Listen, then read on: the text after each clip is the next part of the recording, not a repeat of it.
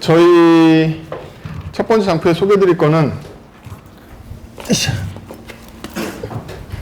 저희 회사하고 스터디를 잠깐 소개해 드릴 건데요. 여기 앞에 있는 이 세 명이 저희 스터디 총무로 진행해 주고 있어요. 그래서 첫 번째 있는 친구가 보통은 같이 해설을 해주는데 오늘 바빠가지고 야근 하나 못 나왔고요. 다른 두 친구들도 계속 여기 도와주고 있는 총무들입니다. 저는 빗사이드 소프트라는 조그만 개발사를 2004년부터 쭉 유지하고 있는 사장이고요. 개발사 사장이니까 고객이 돈 주니까 먹고 살고 있겠죠. 그래서 사회가 저한테 돈을 줘서 먹고 사니까 감사해서 제가 나눌 수 있는 게 뭘까 생각해보고 개발이라도 같이 나누자 해서 계속 진행하고 있습니다. 여러분들은 85회차 코드 스피치에 오셨고요. 스터디를 시작한 지도 10년이 넘은 것 같은데 6주씩만 해도 지금 85회차가 꽤 많이 지났죠. 그간 한 2,500명 분 정도 만난 것 같고요. 여러분도 또 새롭게 인연이 돼서 같이 공부하게 돼서 환영합니다. 예. 저희가 이번 주제로 삼고 있는 내용은 넌블로킹에 대한 얘기와 자바스크립트를 짜는 근본적인 방법에 대한 고찰을 여러 가지로 얘기해 볼 거예요. 그래서 오늘은 수업 내용이 구체적인 코드나 지식 전달이라기보다 앞으로 우리가 뭘 배울지에 대한 개요와 왜 배우는지에 대한 개념들 이런 것들 같이 짚어보는 시간을 갖고 좀 가볍게 시작을 해볼게요.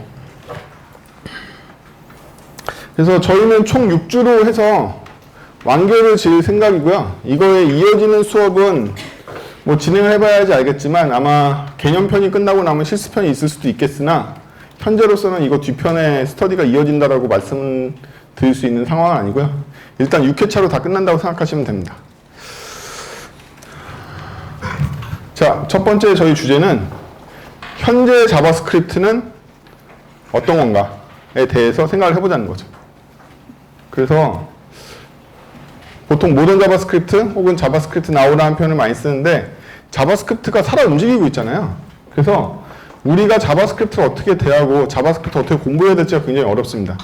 게다가 현대 개발은 대부분 프레임워크에 의존하고 있기 때문에 내가 자바스크립트를 배워야 되는 거야, 프레임워크를 배워야 되는 거에 항상 고민하고 계시죠. 근데 고민한 결과 프레임워크를 배우셔도 프레임워크를 그냥 아는 거 말고 깊이 쓰시려면 다시 언어로 돌아가잖아요. 그리고 또 나는 타입스크립트 쓸 건데 자바스크립트 배워야 돼? 뭐 이런 의문도 드시겠죠. 그래서 우리가 자바스크립트랑 언어를 어떻게 대하고 대체 자바스크립트랑 언어는 무엇인지에 대해서 새롭게 정의를 해보고 생각해보는 시간을 가지고 볼게요. 일단 현대의 자바스크립트 파이프라인이 어떻게 생겼는지 생각해 봅시다.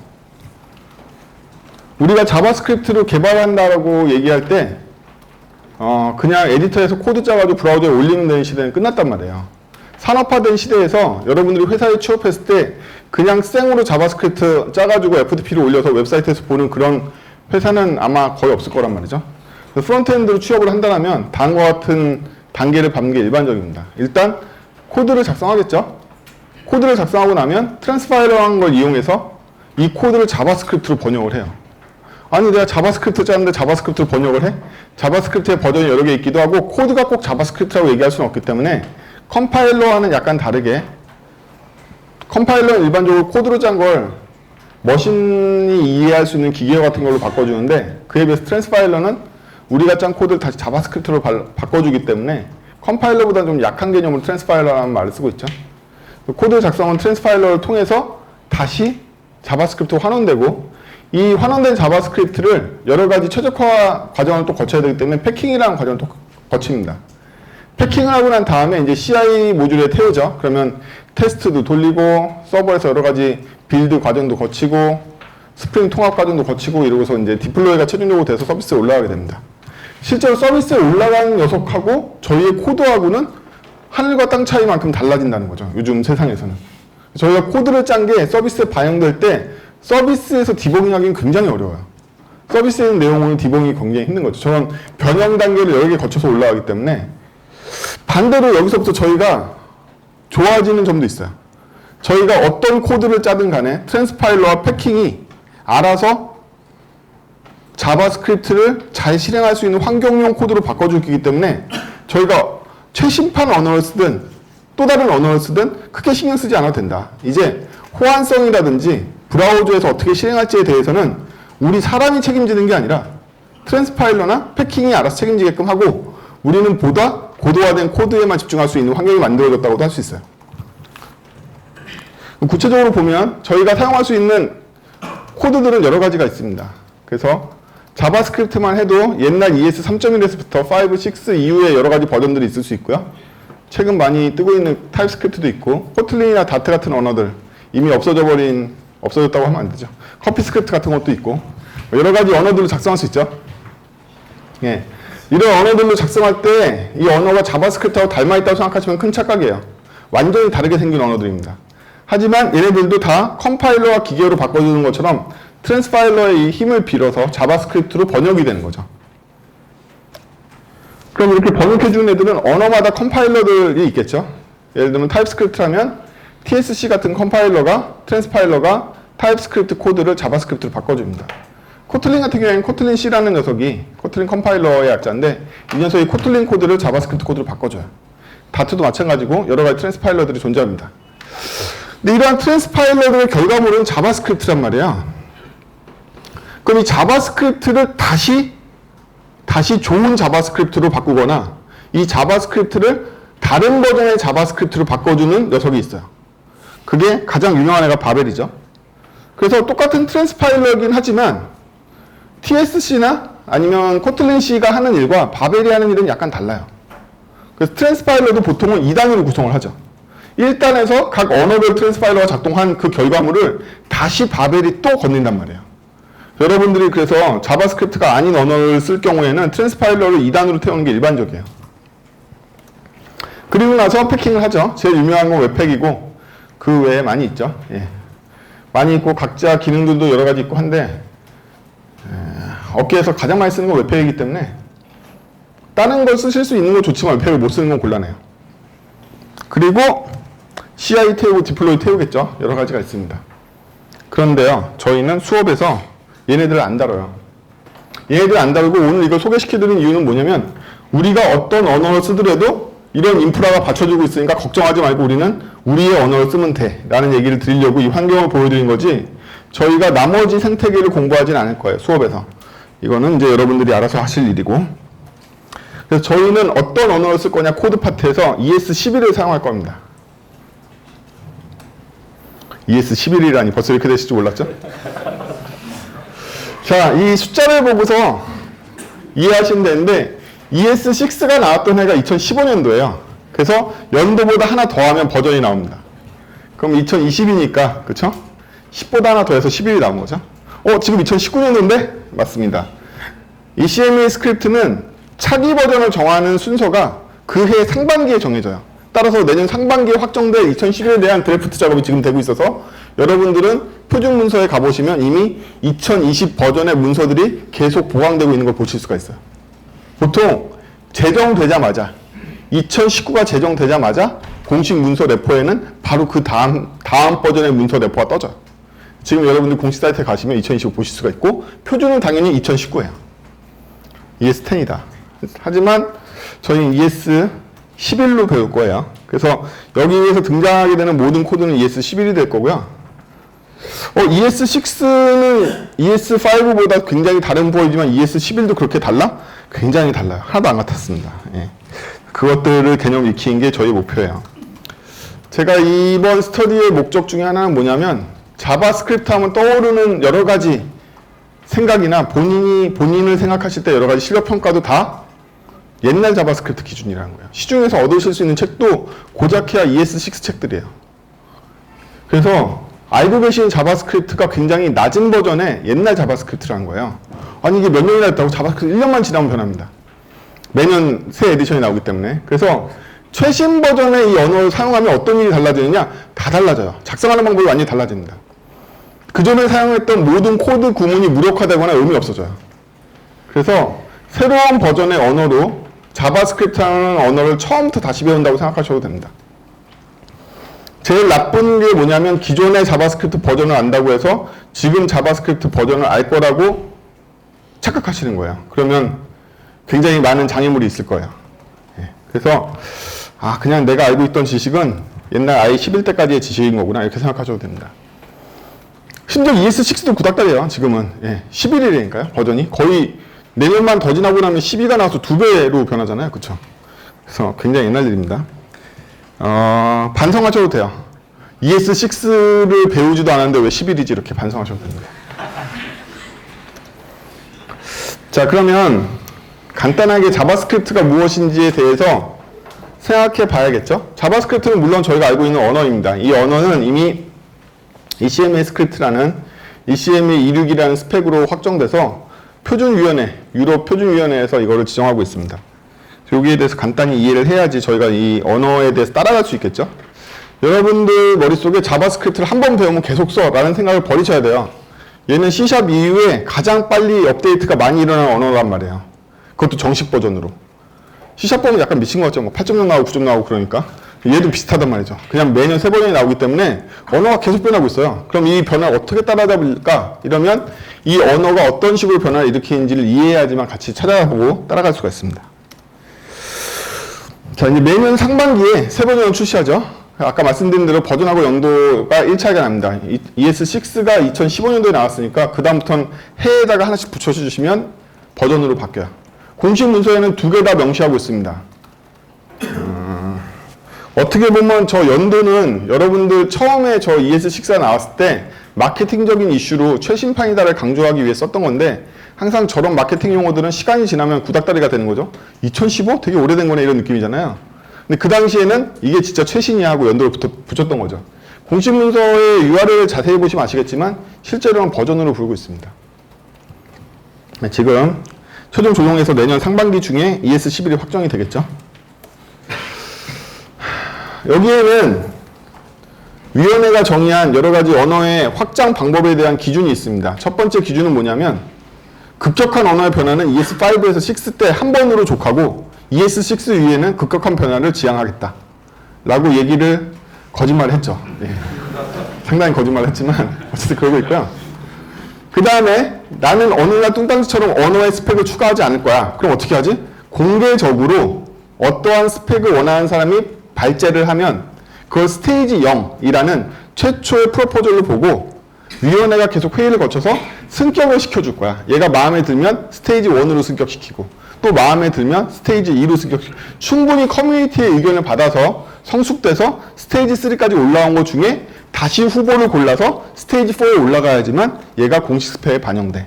이런 절차를 봤습니다. 이 프로포절 절차예요. 그래서 우리는 자바스크립트에 신기능이 추가될 때 프로포절 단계에 어디에 속해 있는 제한인지를 보면 얘의 가능성을 점칠 수가 있죠. 얘는 재작년에 나온 건데 계속 스테이지 1이네? 아, 얘는 이러다 사장되겠다. 스테이지에 있는 애들이 다 올라가는 게 아니에요. 대부분 사장됩니다. 몇 개만 올라가고. 그래서 스테이지 3에 있는 애들도 많이 사장돼요. 스테이지 3라고 안심할 수 없습니다. 실제로 스테이지 3에서 계류 중인 애들도 몇 년씩 계류 중인 애들도 있고요. 스테이지 3에서 극히 일부가 이제 반영이 되는 거죠. 그래서 TC39라는 ECMA 이르기 스펙을 정하는 위원회에서는 현재 프로포절 상태를 언제나 깃허브에 공개하고 있습니다. 그래서 현재 상태의 프로포절이 뭐가 있는지를 항상 보실 수 있어요.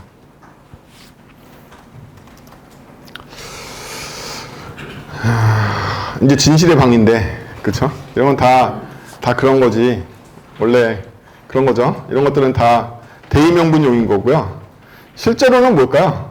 실제로는요, 넷스케이프이 자바스크립트 만들었는데 IE가 잘 풀려가지고 MS가 자바스크립트를 좌지우지할 것 같으니까 위기감을 느낀 약자가 나머지 애들을 끌어들여서 표준위원회에 상정해서 MS가 독재적으로 스펙을 못 바꾸게 하려고 처음에 ECMA 스크립트가 상정된 거란 말이에요.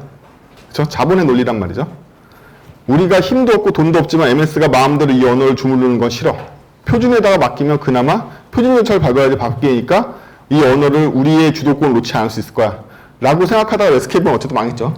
그래서 그 위원회는 남았는데 위원회에 남은 데에 뭐들이 들어갔냐면 구글, 애플 등등 MS가 브라우저 채널 잡고 있는 게 마음에 안 드는 회사들이 짠뜩 들어갔단 말이에요. 그 안에. 삼성도 있고 페이스북도 있고 여러분들 아시는 많은 IT 기업들 넷플릭스라든 이런 회사들의 그 사람들이 이 위원회에 다 들어가 있습니다. 로얄티 멤버라고 부르는 골드 멤버 어떻게 돈 많이 내시면 돼요. TC39에는 커뮤니티에는 여러분들이 참여하실 수 있지만 골드 멤버라고 부르는 데는 돈 많이 내야지 들어갈 수 있어요. 다 돈입니다. 그런데 이 제한 말인데요. 이 제한이 되게 웃기는 게 뭐냐면 스테이지 0이든 1이든 여러분들이 TC39에다가 프로포저를 제한하려면 반드시 TC39 챔피언이라는 사람을 끼고서 제안을 해야 돼요. 이건 사실 웃기는 게 아니라 아파치가 됐든 대부분의 오픈소스에서는 그 오픈소스 챔피언이라는 사람이 있어서 이 사람을 끼고서 이 발제를 하게 돼 있어요, 보통. 얘도 같은 방식을 따르고 있는 건데, 이 챔피언들이 대부분 위원회 소속 회사의 직원들인 경우가 대부분입니다. 실제로 잘하기도 하고요. 예. 뭐 크롬 커미터라든지 아니면 삼성 브라우저 커미터라든지 이런 사람들이 대부분 챔피언이죠. 애플도 사파리 개발자가 이제 챔피언인 거고. 이러다 보니까 원래는 제가 어떤 발제를 하고 싶어서 그 챔피언하고 친구가 된 다음에 챔피언한테 내 거 대신 좀 제출해줘 이렇게 되는 게 정상이잖아요. 그렇게 안 하고 그냥 챔피언들이 발제합니다. 대부분의 발제자가 챔피언들이에요. 그 챔피언들 누구다? 그 회사 직원이라고 했잖아요. 그럼 이런 거죠.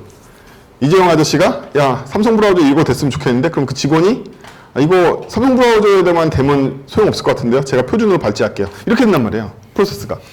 그쵸? 현실은 뭐다? 대부분의 챔피언들이 구글 직원이에요. 구글 직원이에요. 직간접적으로. 뭐 블링크 커미터가 됐든 크로니움 커미터가 됐든 어쨌든 직간접적으로 전부 다 구글 직원이 한 70% 이상이 되고 실제로 여러분들이 이 프로포저 사이트에 가서 프로포저를 한 챔피언들이 다 나오거든요. 챔피언들 리스트업해서 보면 대부분 구글 사람들이에요. 그러다 보니까 현재 W3C에서 똑같은 일이 일어나고 있는데 우리가 웹 표준을 정해도 거의 소용이 없어요. 왜냐하면 웹 표준으로 승인된 애들보다 구글이 만들고 싶은 것부터 크롬에 들어간단 말이에요. 걔네들은 마음대로 이 W3C 제한 사이트라는 데가 있는데 거기다가 그냥 드래프트만 올려두고 지네 크롬에다 그냥 반영해버린단 말이에요. 표준을 만들어진 것보다 이게 더 빨리 반영돼요. 근데 이 일이 여기서 똑같이 일어나요. 자기네들 챔피언들이 스테이지 0이든 1이든 발제한 거는 대부분 크롬에 그냥 바로 반영돼 버려요. 표준보다 더 빨리 반영된단 말이에요, 얘네들이. 그렇죠? 현재 크롬은 구글 개발자들이 프로포즈를 한 것들이면 대부분 반영이 돼버리고 있어요. 그리고 반대로 다른 회사 개발자 챔피언들이 발제한 것들은 굉장히 천천히 반영돼요. 대표적으로 ES6 처음 발제될 때부터 표준 스펙으로 남아있었던 꼬리물기 최적화는 여태 반영되지 않고 있어요. 2015년 이후에 지금까지 전혀 반영되지 않고 있어요.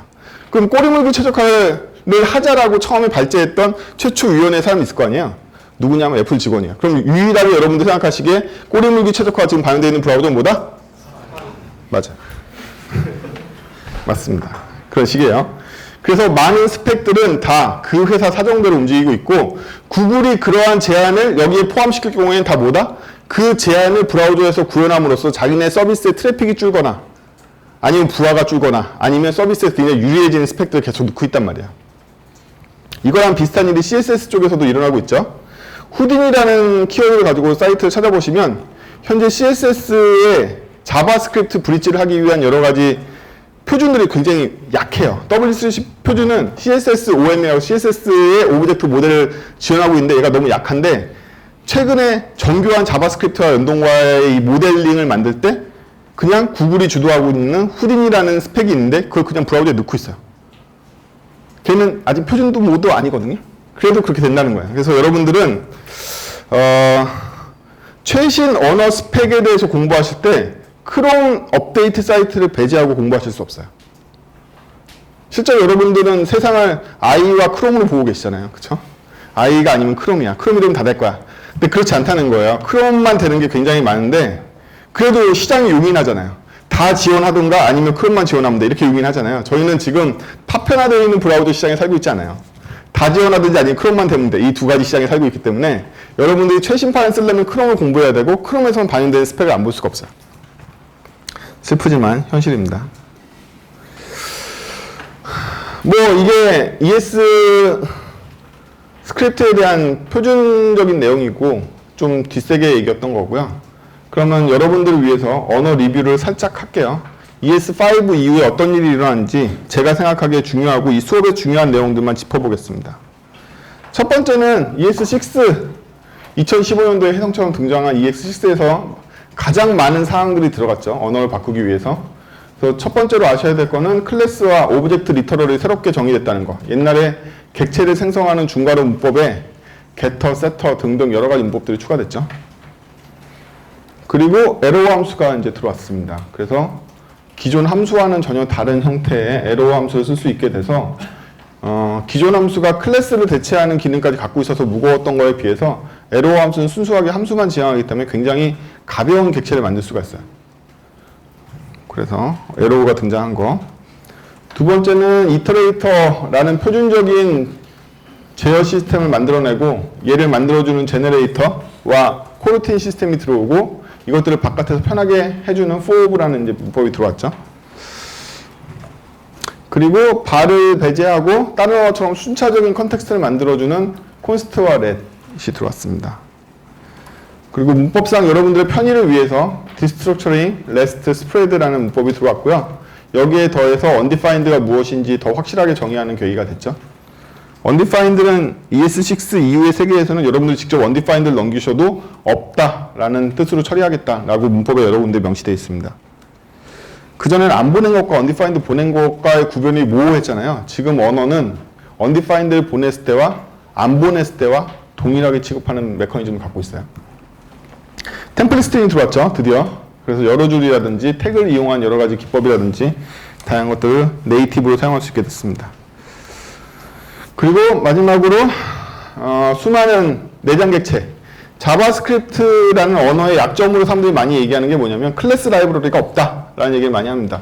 여러분들이 자바를 사용한다면 자바 언어 문법 자체가 문제가 아니라 자바 기본적으로 제공해주는 언어 라이브러리 셋이 굉장히 광범위하게 있잖아요. 컬렉션 라이브러리 셋도 있고 동시성 라이브러리 셋도 있고 수많은 라이브러리 셋들이 있는데 그거에 비해서 자바스크립트는 기존에 6개 이하의 되게 조그만 내장 객체들을 지원했단 말이에요. 그거에 비해서 이제 ES6로 넘어오면서 훨씬 더 많은 내장 객체를 만들어냈고 그 이후에도 계속 만들어내고 있습니다. 그래서 현재 자바스크립트 ES11 정도 되면 내장 객체 종류만 해도 15가지가 넘어요. 그래서 클래스 라이브가 부족하다라고 얘기하기에는 굉장히 많아졌습니다. 이 스펙 중에 여러분들이 눈여겨보셔야 될 건 클래스 구문하고 이터레이터, 제너레이터, for 부분은 저희 수업에서 집중적으로 많이 다룰 예정입니다. 특히 아까 처음에 말씀드린 대로 과거 버전의 자바스크립트에 정통하다고 자부하시는 분들이 많이 오해하는 게 클래스는 설탕 문법이다 라는 오해를 굉장히 많이 해요. 또 수많은 영어 문건, 수많은 유명한 사람들이 쓴 글에도 그런 말이 많이 나오죠. ES6의 클래스는 절대로 ES5로 흉내낼 수 없어요. 결코 불가능합니다. 그 단적인 증거가 여러분들은 ES5에서 함수를 상속받거나 배열을 상속받은 클래스를 만들 수 없죠. 네. 하지만 얘는 만들어요. 그 이유는 객체를 생성하는 방식이 완전히 달라졌기 때문에 그래요. 기존의 ES6 이전에 함수를 이용한 프로타입에서 객체를 만드는 방법은 제일 마지막에 오브젝트를 만들어서 언더 프로토 체인으로 위의 객체를 연결하는 거였잖아요. 그럼 생성된 객체는 뭐냐면 제일 마지막에 만들어진 오브젝트 객체예요. 그에 비해서 ES6 이후에 클래스 구문을 사용하면 내가 체인되어 있는 생성자를 쭉 차고 올라와서 제일 위에 있는 생성자에 있는 객체를 만들어서 얘한테 붙여주는 식으로 간단 말이에요. 만드는 방향이 완전히 다른 거죠. 그래서 배열을 상속받은 객체를 어떻게 만들었어? 그거는 우리가 배열을 상속받았으면 우리의 생성자로부터 객체를 만들지 않고 그 위에 있는 객체를 타고 올라가서 아, 너의 부모는 배열이구나. 배열을 만들고 거기다 꾸민단 말이에요. 만드는 방법이 완전히 반대이기 때문에 우리가 배열을 상속받은 객체도 만들 수 있고 함수를 상속받은 객체도 만들 수 있고 정규식 객체를 상속받은 객체도 만들 수 있는 이유가 다 그거예요. 그래서 근본적으로 생성하는 방식에서부터 사용하는 방식까지 게다가 얘는 컴파일 타임은 없지만 정의되는 순간의 타이밍이 있고 얘를 사용하는 타이밍이 있을 거 아니에요? 저희가 클래스를 정의한 다음에 사용하니까 정의하는 순간에 확정되는 스펙을 갖고 있어요. 대표적으로 여러분들이 슈퍼라든지 슈퍼바이닝이라든지 뭐 이런 것들은 전부 다 클래스를 정의하는 순간에 바인딩이 끝나기 때문에 나중에 프로타입에 뭘 추가해도 걔네들이 변하지 않는단 말이에요. 그래서 클래스 부분은 여러분이 생각하시는 것 이상으로 굉장히 다른 문법이에요.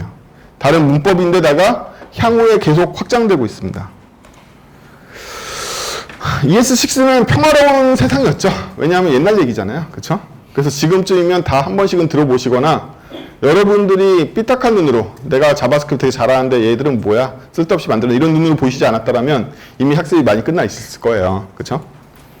그럼 이제 그 다음번 세상에 대해서 잠깐 짚어보도록 하죠.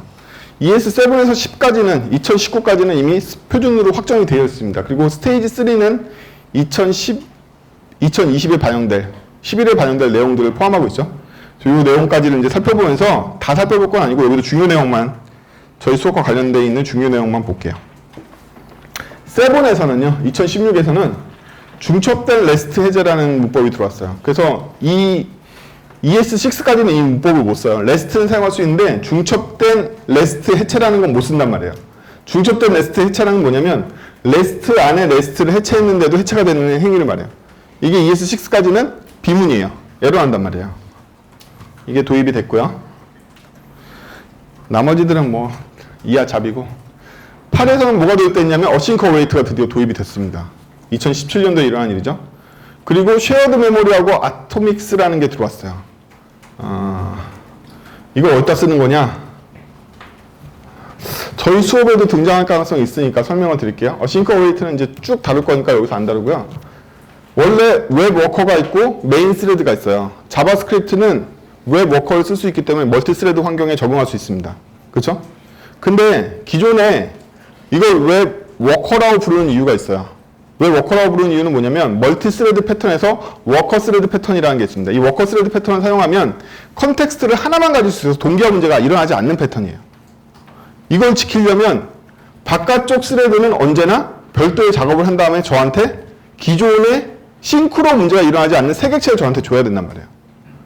그렇죠? 제가 바깥쪽 스레드한테 명령을 시킬 때도 항상 새 객체를 줘야 되고 얘가 작업을 끝내고 저한테 값을 줄 때 새 객체를 주면 새 객체를 주고받기 때문에 스레드 간에 동기화 문제가 일어나지 않아요. 하나의 값을 양쪽 스레드가 동시에 괴롭히려고 그런 걸 스레드 경합이라고 그러는데 그 문제가 일어나지 않는 패턴인 거죠.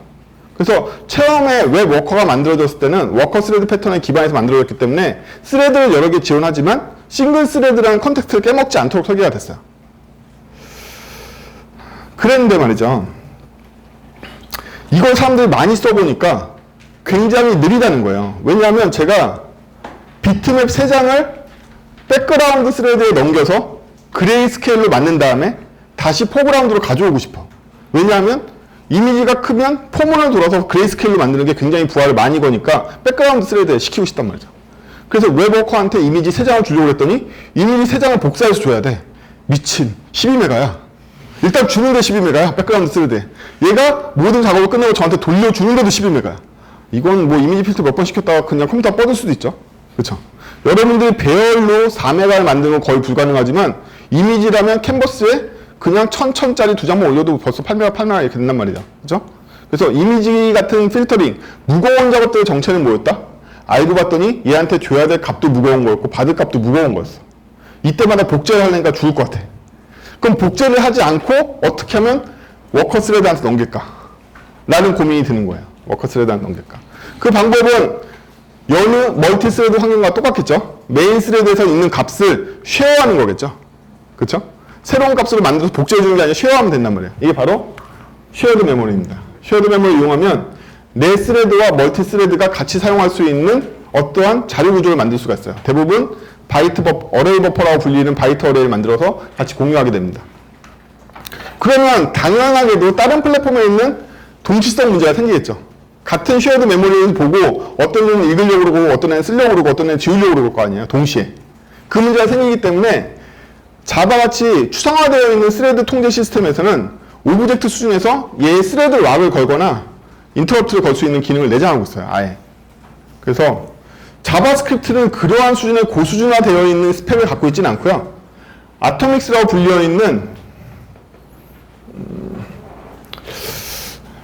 뮤텍스 락이라고 부르는 건데 용어가 점점 어려워지네요. 그렇죠? 원래 이렇게 어려운 얘기로 시간 때려주고 그런 게 아닌데 얘는 단순한 락을 지원해줘요. 그래서 얘가 있기 때문에 얘가 필요하게 되는 거죠. 아토믹스를 이용해서 백그라운드 스레드에서 락을 걸어서 쓰기 읽기를 하고 풀어주면 포그라운드에 가서 쓰기 읽기를 하고 혹은 동시에 읽으려고 하거나 쓰려고 그럴 때 락을 걸고 있으면 걔가 전진을 못하게 만들어주는 아토믹스 락이라는 걸 갖고 있어요. 그래서 굉장히 저수준의 락이에요. 그래서 이러한 기능 2개를 딱 제공을 해주고 있죠. ES12에서 계류 중인 스펙에는 저 아토믹스 락이 너무 저수준이고 동시전 프레임을 여러분들 바닥부터 해야 되기 때문에 이거보다 좀 더 추상화되어 있는 인터페이스를 제안하고 있는데 아직 채택되고 있지는 않고 심지어 이 스펙 쉐어드 메모리하고 아토믹스를 여러분들이 잘 모르시는 이유는 2016년, 2017년 17년에 나왔을 때 2018년도에 무슨 일이 있었냐면 스펙터 오류가 있었죠. 인텔에서. 이게 스펙터 오류에 그대로 노출되는 보안적인 이 허점이 된단 말이에요. 그래서 크롬에서 셧다운을 시켰어요. 만들었다가. 근데 지금은 스펙터 패치가 다 끝나 있죠. 그래서 현재 여러분들 크롬 가시면 이게 다 돼요. 현재는. 그래서 이게 나오자마자 한 1년 동안 셧다운돼 있었기 때문에 더욱더 잘 안 알려져 있는 건데, 최근에 이게 다 풀려 있고, 요즘 계속 각광받고 있는 와즘, 그쵸? 왜 어셈블리는 얘를 적극적으로 사용하고 있기 때문에 다시 이제 공부할 필요가 생긴 거죠. 그래서 요즘 자바스크립트는 깊이 들어가시면 그냥 C++이나 자바에서 요구하는 동시성 해결 문제를 여러분들 똑같이 요구를 한단 말이에요. 진짜로. 어려운 언어입니다. 자, ES9이 되면 드디어 배열만 해체하던 구문이 오브젝트 해체를 할 수 있게 됐죠. 여러분들 리액트에서 맨날 쓰시는 구문 그겁니다. 정확하게 리덕스에서 맨날 하고 있는 거, 그 오브젝트 해체 구문이 이때 등장을 했어요. 2018년도에. 그리고 2018년도에 가장 큰 변화인 어싱크 이터레이터가 부르는 애가 드디어 들어왔습니다. 어싱크러스 이터레이터라는 애가 들어왔어요. 표정을 보니까 잘 모르잖아요. 그쵸? 그 제너레이터의 장점과 어싱크 어웨이트의 장점을 합쳐가지고 비동기적인 코르틴을 만들 수 있는 구조를 여기서 제공하고 있거든요. 저희 수업의 테마라고 봐도 돼요. 저는 여러분들이 거의 모든 로직을 어싱크 이터레이터로 짜야 된다고 생각하는 사람이에요. 현대의 크롬 브라우저는 특별하게 어싱크와 어싱크 이터레이터에 대한 최적화를 거쳐서 거의 일반 함수처럼 실행할 수 있는 성능을 갖고 있어요. 그것만 미친 듯이 최적화한 거죠. 그 전에 이게 성능상 문제가 될 거야 뭐 이런 것들이 거의 부담되지 않는 수준까지 성능을 최적화시켰단 말이에요. 그래서 저거에 대해서 이제 많이 다루게 될 거예요.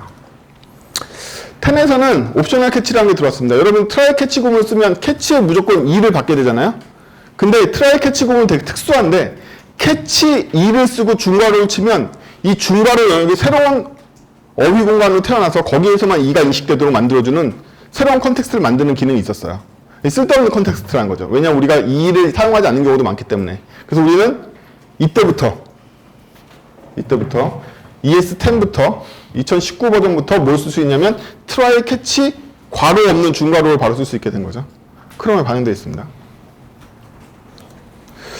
자, 10까지는 이 정도고요. 나머지들은 제 관심사가 아니라기보다 여러분들이 충분히 습득하실 수 있는 거. 기존에 오브젝트의 메소드가 추가됐다든지 어레이의 메소드가 추가됐다든지 뭐 이런 것들이죠. 그런 것들은 그냥 보시면 되고요.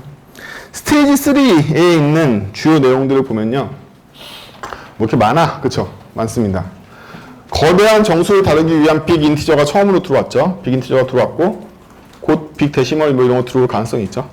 그 다음에 우리가 자바스크립트에서 항상 혼란한 디스를 명확하게 시스템상에서 제공해 주기를 약속하고 있는 글로벌 디스라는 스펙이 들어와서 우리는 더 이상 디스가 무엇인지 논쟁하지 않아도 되는 거죠. 글로벌 디스라는 애를 쓰면 무조건 걔가 전역을 가르치는 애가 되는 거예요. 그 다음에 어웨이트를 어싱크 안에서만 써야 되는데 탑레벨에서 우리는 어웨이트를 쓸 수 있게 됐어요. 이게 탑레벨 어웨이트가 부르는 스펙이에요. 그리고 클래스 구문에 드디어 필드 구문이 들어왔습니다. 자바처럼 쓸 수 있는 필드 구문이 들어왔고요.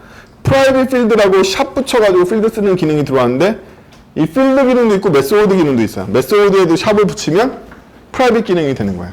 여러분들은 이 프라이빗 필드에 대해서 잘 모르실 텐데 프라이빗 필드는 외부에 노출되지 않거니와 외부에서 키로 접근해도 접근되지 않는 내부 바인딩 객체예요. 그래서 이것도 정의 시점에 확정됩니다. 나중에 외부에 접근할 수 없게 돼요. 그렇죠? 이런 것들이 지금 스테이지 3에서 계류 중입니다. 아마 반영될 확률이 되게 높아요. 그리고 대망의 모던 언어들이 갖고 있는 두 가지 문법이 추가됩니다. 추가될 수도 있어요. 스테이지 3에. 옵셔널 체이닝. 너린 거 뒤에다가 그냥 점을 치지 않고 세이프 체이닝이라고 불러요. 앞에 객체가 너린데 뒤에 점으로 이어지면 널 객체에 대한 점 참조로 죽어버리죠. 그래서 이때 다 널로 통일할 수 있게끔 만들어주는 이 안전한 체이닝 문법이 들어오고요. 두 번째는 널리쉬라고 해서 앞에 값이 널일 때 물음표를 쓰면 뒤에 값을 대체해주는 기능. 이 연산자가 스테이지 3에서 계류 중이고 바벨 7에서는 이미 적용돼서 많이 쓰고 계시는 분들도 있어요. 그 다음에 위크셋을 쓰는 많은 이유 중에 위크한 메모리 참조 때문에 쓰는 경우가 많아졌는데 괜히 하나의 객체에 대한 위크맵을 잡기 위해서 맵 같은 큰 구조를 잡을 필요가 없다. 게다가 우리는 위크하게 잡았으면 위크하게 풀 수도 있어야 돼. 라는 것들만 특화시킨 위크 레퍼런스라는 새로운 객체에 대한 제안이 계류 중입니다. 파이어폭스 나이틀리에서는 구현되어 있고요. 왜 그럴까요? 챔피언이 모질라다. 네, 그쵸? 크롬 당연히 구현 안 돼 있겠죠? 자, 이 중에 제가 노란색을 칠해놓은 건 스테이지 3임에도 불구하고 아직 표준이 아님에도 불구하고 뭐다? 크롬이 이미 구현한 거. 나쁜 놈들. 이렇습니다. 얘네들은. 보나마나 제안자가 다 크롬 직원이다. 제가 관심 있는 분야, 이 많은 스펙 중에 관심 있는 분야, 어싱크 어웨이트 당연히 아셔야 되고요. 쉐어드 메모리 아토믹스는 동시성 문제나 어싱크 문제를 풀기 위해서 추가적인 해법을 강구할 때 배우게 될 가능성이 있고요. 어싱크 이터레이터스는 제가 말씀드린 대로 이 수업의 주인공입니다. 이걸 쓰다 보니까 탑레벨 어웨이트도 제가 막 쓰겠죠? 그렇죠? 여러분들은 자바스크립트 코드에 아무런 함수의 호출 없이 어웨이트 뭐뭐를 그냥 쓸 수 있게 된 거예요. 이미 크롬에서 됩니다. 그렇죠? 얘네들은 많이 사용하게 될 겁니다. 어때요? 자바스크립트 개관을 들어보시니까 배울만 하신가요? 제가 여러분한테 당부하고 싶은 가장 첫 번째 자바스크립트의 개념은 뭐냐면 자바스크립트는 현재 나온 언어 중에 가장 어려운 언어입니다. 이유는 현대 모던 랭귀지 중에 제 장점이라고 부르는 애들 계속 연마다 스펙으로 다 넣고 있어요. 여러분들한테는 이게 생소한 스펙일 수도 있겠지만 멀티 랭귀지를 쓰시는 분들에게는 C샵에서 안고는 다 가져왔네? 자바에서 좋은 거 다 가져왔네? 뭐 이런 느낌이야. 고에서 이런 거 유행한다고 또 가져왔네? 이런 느낌이란 말이죠. 얘가 언어에서 어렵다는 부분들만 모아가지고 다 지기능으로 매년 때려박고 있단 말이죠. 그렇기 때문에 ES6 이후에 이 역사를 계속 따라오신 분이라면 다른 랭귀지의 대부분의 이해가 없이는 얘네들이 개념조차도 받아들이지 않단 말이에요. 그렇죠? 자바스크립트를 정확하게 쓰기란 굉장히 어려운 일이고 광범위한 언어적 지식을 요구하고 있어요. 반대로 얘기하면 자바스크립트 잘하는 사람 점점 드물어지겠죠? 그렇죠? 그러면 여러분들은 선택의 기로에 쓴 거죠. 나는 자바스크립트를 못하는 리액트의 노예야. 단순한 뷰 컴포넌트는 나한테 맡겨줘. 이런 방법이 있을 테고, 아니면 나는 드문 자바 개발자야. 자바스크립트 개발자야. 코어 로직을 내가 짤 수 있어. 이건 대체 불가능할 거야. 이렇게 생각해 보실 수도 있겠죠. 게다가 이 경쟁력은 사라지잖아요. 왜다? 이 미친놈들이 해마다 계속 내고 있거든. 그렇죠? ES6의 달통에도 소용없다. 5년이 지나면 구닥다 되니까. 그래서 항상 우위를 점할 수 있는 가능성이 있는 언어입니다. 그래서 위원회는 지난 5년 이상을 약속을 깨지 않고 매년 새로운 언어 스펙을 발표했고, 브라우저 제조사들도 눈에 불을 켜고서 계속 브라우저에다 반영하고 있죠. 모든 브라우저들은 다. 그래서 뭐 지금 다 크로님으로 통일되는 마당에 사실 솔직히 고백하면 스테이지 3에 있는 막 이런 애들 관심 없어요. 딴 챔피언들이 제안한 거 어차피 안 될 거라서. 그렇습니다. 자, 그래서 자바스크립트 전반적인 내용들에 대해서 다뤘고요. 근데 왜 제가 어싱크 이터레이터 같이 어려운 스펙을 기반으로 프로그램 짜는 걸 가르치려고 하느냐에 대한 얘기를 하려면 제 수업에 단골로 등장하는 CS 수업의 기초를 배우실 필요가 있어요. 프로그램 무엇인지에 대해서 간단하게 짚어보겠습니다. 일단 우리가 프로그램 짜는 행위에 대해서 생각해보고 그때그때마다 그 타이밍을 뭐라고 부르는지에 대해서 생각해봅시다. 아시는 분은 아시겠지만 제가 수업 시간에 쉬는 시간을 잘 안 두는 악마인데요. 이것도 하게 되면 너무 길어질 것 같아서 제가 좀 하다가 시계 보고 9시나 9시 5분 정도에 한 5분 정도 끊고 할게요. 근데 제가 쉬는 시간 안 하고 할 때도 되게 많아요. 수업 내용이 많아가지고 오늘도 슬라이드가 147장인데 자, 랭귀지 코드를 여러분들 짜시겠죠. 자바가 됐든 C가 됐든 자바스크립트가 됐든 아까 말했던 타입스크립트가 됐든 우리는 랭귀지 코드를 짜는 행위부터 하게 됩니다. 원래 이거부터 하지 말라고 그러잖아요. 그래도 우리는 이거부터 합니다. 꿋꿋하게. 일단 코드를 짜. 그 다음에는 머신 랭귀지로 바꿔줍니다. 트랜스파일러가 됐든. 근데 트랜스파일러도 컴파일러라고 얘기할 수 없는 건 아닌 게 우리에게 머신은 뭐다? 브라우저죠. 그쵸? 브라우저가 이해할 수 있는 랭귀지로 바꿔주는 이상은 저희도 컴파일러에 가까운 일을 하고 있을 수 있죠. 예.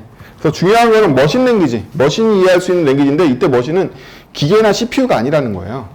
가상 머신일 가능성이 되게 높죠. 그렇죠? 혹은 JVM 같은 머신 위에 있는 머신일 가능성도 높고 브라우저도 여러분들에게는 하나의 컴퓨터 같은 동일한 머신입니다. 여러분이 코드를 아무리 짜도 브라우저 벗어나면 작동 안 할 테니까 브라우저 스펙, 브라우저라는 게 여러분들한테는 PC 같은 기계인 거죠. 그렇죠? 머신 랭귀지라는 건 자기 언어가 실행되는 환경을 얘기하는 거지 기계적인 얘기를 하는 건 아니에요. 그 다음에는 머신 랭귀지를 만들어서 메모리에만 둘 수도 있어요, 심지어. 하지만 우리는 이걸 보통 파일로 내립니다. 파일로 내리고 나면 exe 파일 같은 거 내려오겠죠? 클래스 파일이나. 이러면 우리는 실행하고 싶을 때마다 얘를 더블 클릭해서 메모리에 적재하게 되고 컴퓨터는 메모리에 적재되어 있는 프로그램을 드디어 실행하게 됩니다. 너무 당연하죠? 원래 그래요. 처음은 쉬워 보이는 거죠. 자, 마지막으로 실행이 다 끝나고 나면 종료됩니다. 터미네이트 되는 거죠. 그러면 우리는 이 이후부터는 로드, 런, 터미널 이것만 하게 되는 거죠. 그렇죠? 이미 파일은 만들어졌으니까 코드를 변화시키지 않는 이상 파일을 건들지 않을 테고 그러면 로드, 런만 하게 되는 거죠. 여기 핵심적인 키워드가 있는데 코드를 건드리지 않으면이 가정되어 있는 거죠. 따라서 여러분들이 한번 컴파일해서 파일을 만든 걸 로드에서 실행해서 잘 됐어 를 유지하실 수 있는 가장 좋은 방법은 코드를 건드리지 않는 거죠. 코드를 건드리지 않으면 프로그램을 수정할 수 없는데 라고 생각하시겠죠? 맞습니다. 하지만 그건 이 코드 파일이 하나의 파일로 돼 있다고 머릿속에 생각하셔도 그런 거고요. 이 코드 파일이 2000개로 돼 있다면 이 중에 몇 개만 건드릴 거냐에 따라서 얘가 얼마나 안정적으로 유지될 것이냐가 결정된다고 볼 수 있겠죠. 코드 파일이 1000개인데 여러분들이 15개를 건드렸어. 이게 제대로 돌아갈 거라고 생각하세요? 아니잖아. 그렇죠? 보통 하나만 건드려도 깨지는데. 근데 여러분들이 여기서 2개만 건드렸어. 그러면 훨씬 더 나아지겠죠. 그래서 우리의 개발적인 목표는 어디에 있냐면 만들어진 코드를 얼마나 안 건드리고 더 많은 기능이나 수정에 대응할 수 있을까. 근데 사실 그건 말이 안 되죠. 파일이 1000개 있다는 얘기는 1000개만큼의 할 일이 있기 때문에 만들어진 거잖아요. 그렇다는 얘기는 차후적인 목표가 생긴다는 거죠. 뭐다? 1000가지 일 중에 각각 한 가지 일이 발생할 때 건드릴 수 있는 파일은 하나씩만 건드렸으면 좋겠어. 라고 목표를 수정해야 되겠죠. 제가 이 코드를 만든 1000가지 이유 때문에 1000가지 파일이 존재하는데 그 중에 한 가지 목적 때문에 변화를 시킬 때도 서너 개씩 바꿔야 돼. 이런 뭔가 잘못된 거잖아요. 1000개의 파일이 있는 이유가 1000가지 이유라면 한 가지 이유당 하나의 파일만 건드려야 되겠죠. 궁극적으로 저의 목표는 코드를 건들지 않는 게 아니라 코드가 변화하는 이유를 한 가지로 규정짓고 싶은 거예요. 여러분들이 개발할 때 설계의 목표가 바로 변화에 대응하는 여파를 최소화시켜서 수정할 파일을 적게 만드는 것. 여러분이 설계를 잘했다는 건 뭘로 증명할 수 있다? 내 파일의 수정일자가 몇 개나 변했나를 보시면 돼요. 어쨌든 파일의 수정일자가 많이 변했다면 설계가 뭔가 잘못된 거예요. 그렇죠? 쉽습니다. 어렵게 평가할 필요 없어요. 코드 커버리지 뭐 이런 거 볼 필요 없고요. 내가 이런 수정사항을 받아서 건드렸는데 파일이 몇 개나 수정됐지만 보시면 내 설계가 좋은지 안 좋은지 금방 알 수 있어요. 그렇죠?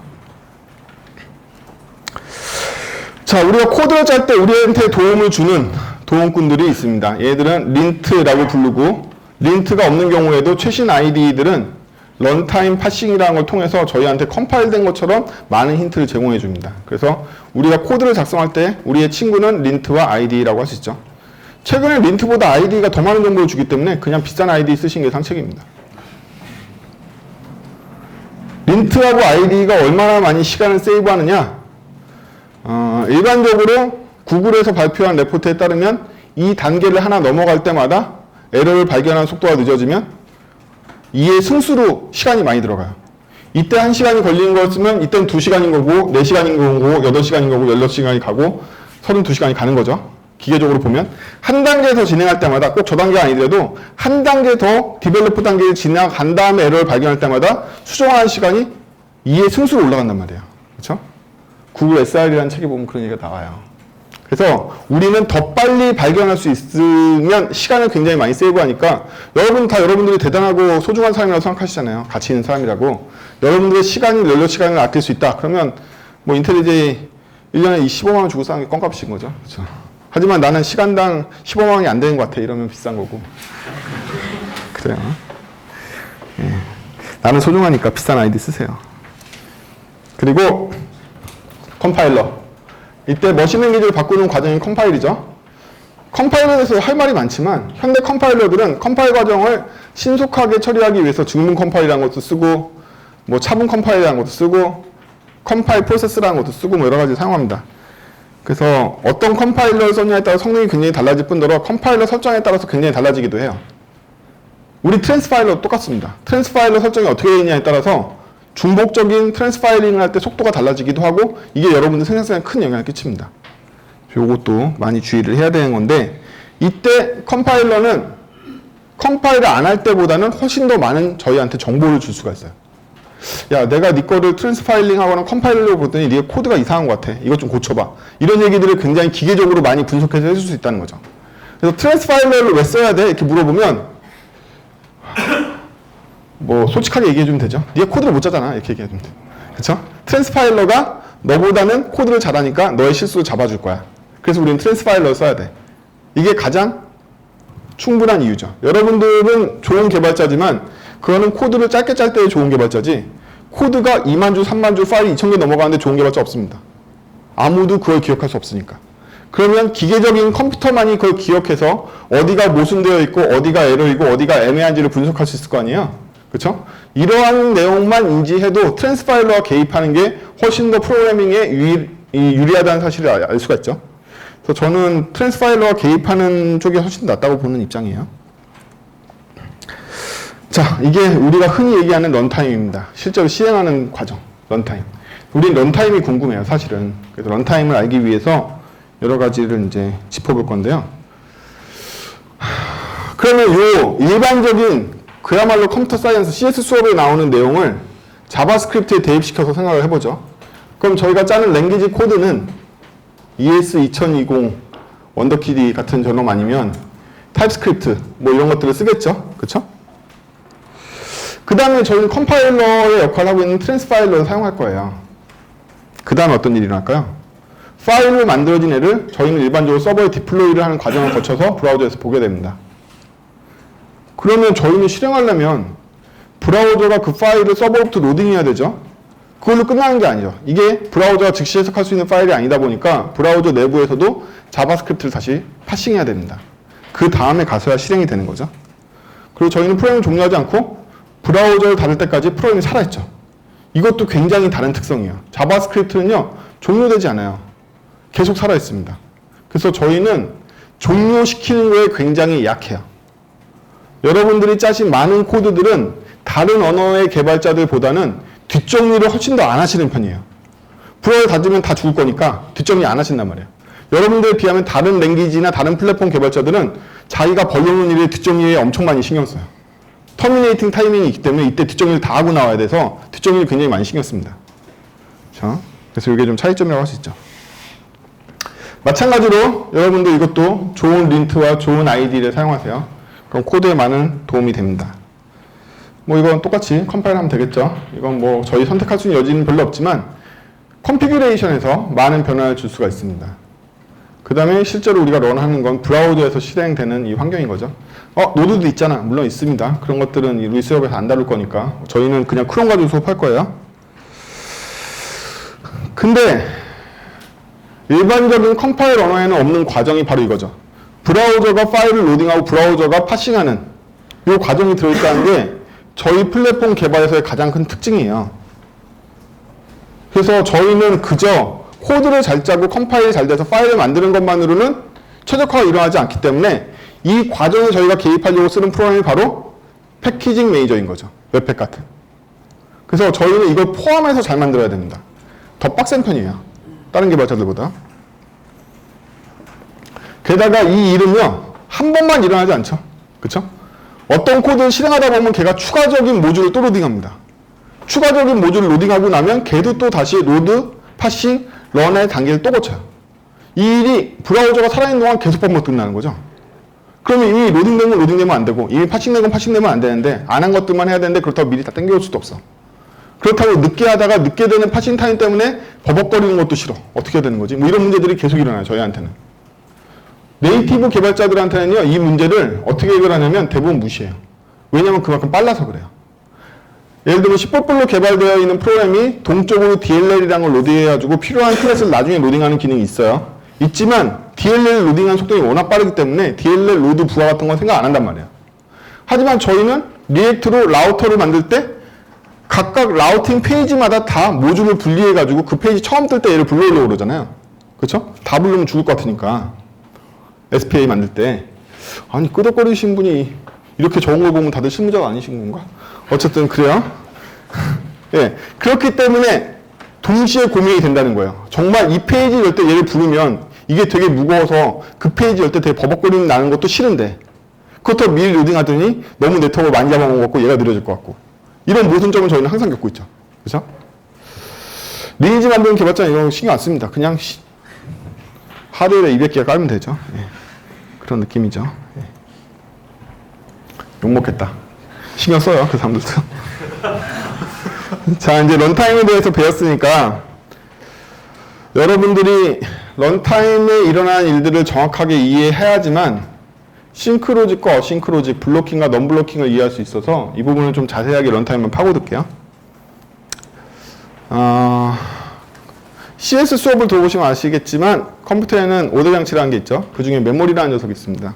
우린 메모리에다 다양한 걸 로드하는데요. 아까 컴파일 과정에서 파일로 떨어뜨렸던 거 기억나시죠? 컴파일 이후에 파일을 실행하면 메모리에 적재됩니다. 근데 파일은요, 그냥 메모리에 적재되는 게 아니라 항상 명령과 값으로 분리돼서 메모리에 적재돼요. 메모리에는 통으로 값과 명령이 들어가 있는 게 아니라 명령 세트와 값의 메모리가 분리되어 있습니다. 그럼 이걸 저희는 뭐라고 부르냐면 로딩이라고 불러요. 즉 파일에 있는 내용을 메모리의 값과 명령의 세트로 정해져 있는 공간에 예쁘게 로딩되어 있는 걸 저희 로드라는 절차를 거치고 있는 거죠. 그럼 로드되면요 컴퓨터는요 즉시 실행 단계로 넘어가요. 그러면 이건 여러분들이 관여할 수 있냐면 관여할 수 없어요. OS라는 프로그램이 하는 일은 뭐냐면 여러분들이 실행하면 메모리 프로그램 적재하자마자 곧장 스케줄링을 세워서 얘를 실행해주는 일을 하는 게 OS라는 프로그램이 하는 일이에요. 그럼 저희가 이미 로딩이라는 절차를 밟으면 이미 여러분 손을 떠난 거예요. 이 OS는 이미 실행 절차로 들어가 버린단 말이에요. 그럼 우리는 그 다음부터는 뭐냐면 멍하니 이 실행되는 걸 구경할 수밖에 없다. 그래요? 그럼 실행은 어떻게 이루어지느냐? 실행이라는 건 CPU를 통해서 일어나지는데 중앙처리 장치를 이용해서 제일 처음에 하는 건 인스트럭션 패칭하고 디코딩을 해요. 근데 이 인스트럭션이라는 단어가 어렵잖아요. 인스트럭션이라는 건 뭐냐면 기계가 해석할 수 있는, 더 정확하게는 CPU가 해석할 수 있는 명령 체계로 여러분의 코드를 바꿔놓은 걸 얘기해요. 이 명령 하나하나가 바로 얘에 해당되는 거죠. 인스트럭션이라는 건 CPU가 해석할 수 있는 명령을 얘기해요. 여러분들은 코드를 짜고 자바스크립트를 브라우저가 파싱했든 컴파일러가 컴파일링을 했든 여러분들의 코드는 다 하드웨어적인 CPU가 해석할 수 있는 명령 세트인 인스트럭션으로 바뀝니다. 자바 같은 경우에는 JVM이 해석할 수 있는 인스트럭션으로 바뀌어요. 인스트럭션이라는 건 우리가 실행할 머신이 이해할 수 있는 명령어 세트라고 생각하시면 돼요. 이게 메모리에 적재가 되는 거죠. 그 메모리에 적재되어 있는 걸 인스트럭션 패칭이라는 걸 해서 디코딩을 할 거부터 시작을 한단 말이에요. 그럼 인스트럭션 패칭이라는 건 왜 하느냐? 어떻게 하느냐? 쉬워요. 이렇게 합니다. 명령을 외부 버스로부터 가져오면 여기에서 효율적인 방법들을 생각해낼 수가 있어요. 이미 메모리에서 로드한 적이 있는 메모리라면 이쪽에서 안 가지고 내부 메모리에서 다시 얘한테 공급할 수도 있겠죠? 그렇죠? 여러 가지 여기에 최적화 기법들을 적용한다는 말이에요. 여러분들이 알고 있나? CPU의 L1, L2, L3 캐시라고 들어보셨어요? 이런 거 다 저 패칭 과정에 외부 버스에 관여한 애들이란 말이죠. 여기서 우리는 인스트럭션을 로딩할 때 패칭이라는 과정을 통해서 실제로는 이 제어인식의 디코더라는 데를 로딩을 해와요. 그러면 생각해보세요. CPU가 해석할 수 있는 인스트럭션이라는 건 얘가 원하는 형태로 돼 있을 거예요. 분명히. 하지만 메모리에 적재할 때는 보다 효율적으로 생긴 방식이 있을 거 아니에요. 그렇죠? 저희는 이미지 뷰어로 비손실 압축되어 있는 걸 어떻게든 풀어서 우리가 볼 수 있는 이미지로 바꿔서 이미지로 보는 것처럼 메모리에 적재할 때는 훨씬 더 효율적 방법으로 적재했다가 그 적재한 것들을 패치를 통해서 가져오면 그때 가서 풀어가지고 제가 이해하기 쉬운 명령을 제가 원하는 명령을 바꾼단 말이죠. 이거를 디코딩이라고 부릅니다. 그래서 패칭 과정이 끝나면 디코딩을 통해서 실제 우리가 원하는 명령, 우리가 아니라 CPU가 원하는 명령을 바꿔요. 바꿨으니까 연산 유닛에 보내면 되겠죠? 더하기 이렇게 보낸 거예요. 더하기. 메모리 첫 번째 주소에서 명령 끝내가지고 패칭해서 디코딩 했더니 그게 더하기라는 명령으로 바뀌어서 연산 유닛에 더하기를 해줘라고 던진단 말이에요. 그럼 그 연산은요, 더하기라는 산수적 연산도 있지만 메모리 연산도 포함하고 있습니다. 나는 메모리에 있는 뭐와 뭐를 가져와서 더하기를 할 거야라는 거 다 명령이란 말이에요. 우리가 메모리를 조작한 거 다 명령이거든요. 여러분들이 처음으로, 앞으로도 안 배우시겠지만 어셈블러 같은 거 배워보시면요. 어셈블러 명령에는 연산 명령만 있는 게 아니라 메모리를 가져오거나 메모리 적재하거나 이것도 다 명령을 저희가 내려줘야 돼요. 일일이. 컴퓨터 멍청하단 말이에요. 그렇죠? 그러면 이 패칭한 디코딩된 명령에 메모리를 가져올 명령도 있고 연산할 명령도 있고 이러겠죠? 그럼 메모리에서 가져오라고 했으니까 나는 값 2와 3을 사용해서 연산을 할 거야. 이렇게 하면 데이터 유닛이라는 데를 불러와요. 데이터 유닛을 불러오면 데이터 유닛을 불러온 걸 얘가 다시 한번 정리한 다음에 여기로 보내줍니다. 그럼 드디어 우리 연산 유닛 APU라고 부르는 건데 맞지? APU를 부르는데 연산 유닛에서 이 두 개의 정보를 이용해서 계산을 할 수가 있겠죠. 드디어 더하기를 할 수 있게 된 거예요. 값 2와 값 3을 가져와서 연산을 합니다. 그럼 내부에서는 데이터 유닛이 뭐냐 좀 더 아시는 분들 아시겠지만 얘의 실제적인 구성은 레지스터라고 부르는 애들로 돼 있어요. 레지스터에 로드를 하는 거죠. 이 안에 있는 메모리는 굉장히 작고 연산을 위한 메모리 로드 이 유닛이기 때문에 여기는 거대한 메모리에서 연산용 메모리를 옮겨주는 작업을 한단 말이에요. 레지스터로. 그렇죠? 레지스터에 있는 것들을 이용해서 얘가 더하기란 명령과 함께 레지스터를 이용해서 얘가 계산을 하고 계산한 것도 어디로 보내냐면 데이터 유닛에 있는 결과 레지스터로 보내버려요. 그러면 결과 레지스터에 있는 거를 또 다른 명령인 다른 메모리로 옮겨줘라는 명령까지 실행하게 되면 이렇게 되는 거죠. 그렇죠? 그래서 값 1로 두 개의 결과가 들어갑니다. 자, 이 명령이 끝나고 나서 이 실제적인 실행이 일어나고 나서 결과가 다 정리가 됐어요. 그러면 우리 명령인 세트를 다 실행하고 난 거죠. 그렇죠? 다 실행하고 났죠. 다 실행하고 나면 즉시 무슨 일이 일어난다? 다음 명령을 바로 실행합니다. 여러분들은 여기에 관여할 수 없어요. 적재되어 있는 명령은 무조건 순차적으로 다 해결돼서 다 없어지기 때문에 여러분 중간에 이거 끊을 방법이 없단 말이에요. 그렇죠? 그래서 명령이 적재된 순서대로 차근차근 순서대로 해결돼서 없어지게 됩니다. 다 없어지게 되면 아까 봤던 터미네이션이 일어나서 터미널이 일어나는 거예요. 다 끝난 거죠. 실행이 종료됩니다. 여기서. 그러면 명령을 가져와서 메모리의 값을 조작한 다음에 메모리에 집어넣고 명령을 가져와서 메모리 값을 가져와서 메모리를 조작해서 집어넣고 밖에 못하는 거네요. CPU라는 건 엄밀하게 얘기하면 컴퓨터가 이 일밖에 못하게 제약하고 있는 구조를 저희는 노이만 머신이라고 불러요. 이게 바로 폰노이만 머신입니다. 여러분들 쓰고 계신 대부분의 머신은 폰노이만 머신도 있어요. 폰노이만 머신이 아닌 경우는 이렇게 안 움직여요. 노이만 머신 다 이렇게 움직인단 말이에요. 그래서 여러분들이 굉장히 멋있게 프로그램하고 객체 지향을 하든 함수 지향을 하든 어쨌든 다 컴퓨터에 로딩되고 나면 명령이 순차적으로 실행되는 것 외에는 아무것도 못해요. 그 명령도 고작해야 메모리 가져와서 메모리 넣는 거다. 여러분들이 하는 프로그램을 그냥 요약하면 메모리 가져와서 연산한다고 메모리 집어넣는 거예요. 그걸 반복하는 머신이 바로 노이만 머신이고 우리 노이만 머신을 추상화해서 개발하고 있는 거죠.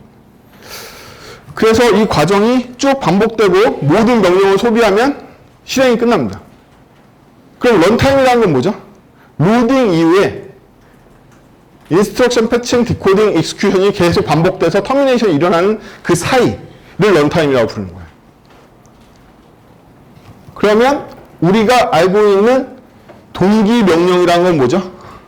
이번에 적재되어 있는 명령이 순차적으로 실행되는 동안 우리는 아무것도 못하고 이걸 구경하는 행위. 이게 바로 동기 명령인 거예요. 싱크 플로우라고 부르는 거죠. 플로우라는 건 흐름인데 싱크라는 건 적재되어 있는 명령들이 소비되는 행위를 얘기해요. 싱크 플로우가 우리가 기본적으로 프로그램을 사용하는 방법이라는 거죠. 메모리에 싱크 플로우를 태워서 플로우대로 일자로 흐르는 거예요.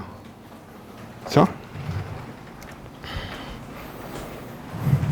좀 더 이 내용을 아까 봤던 개발적인 얘기에서 확장해서 런타임만 확장해서 생각해 봅시다.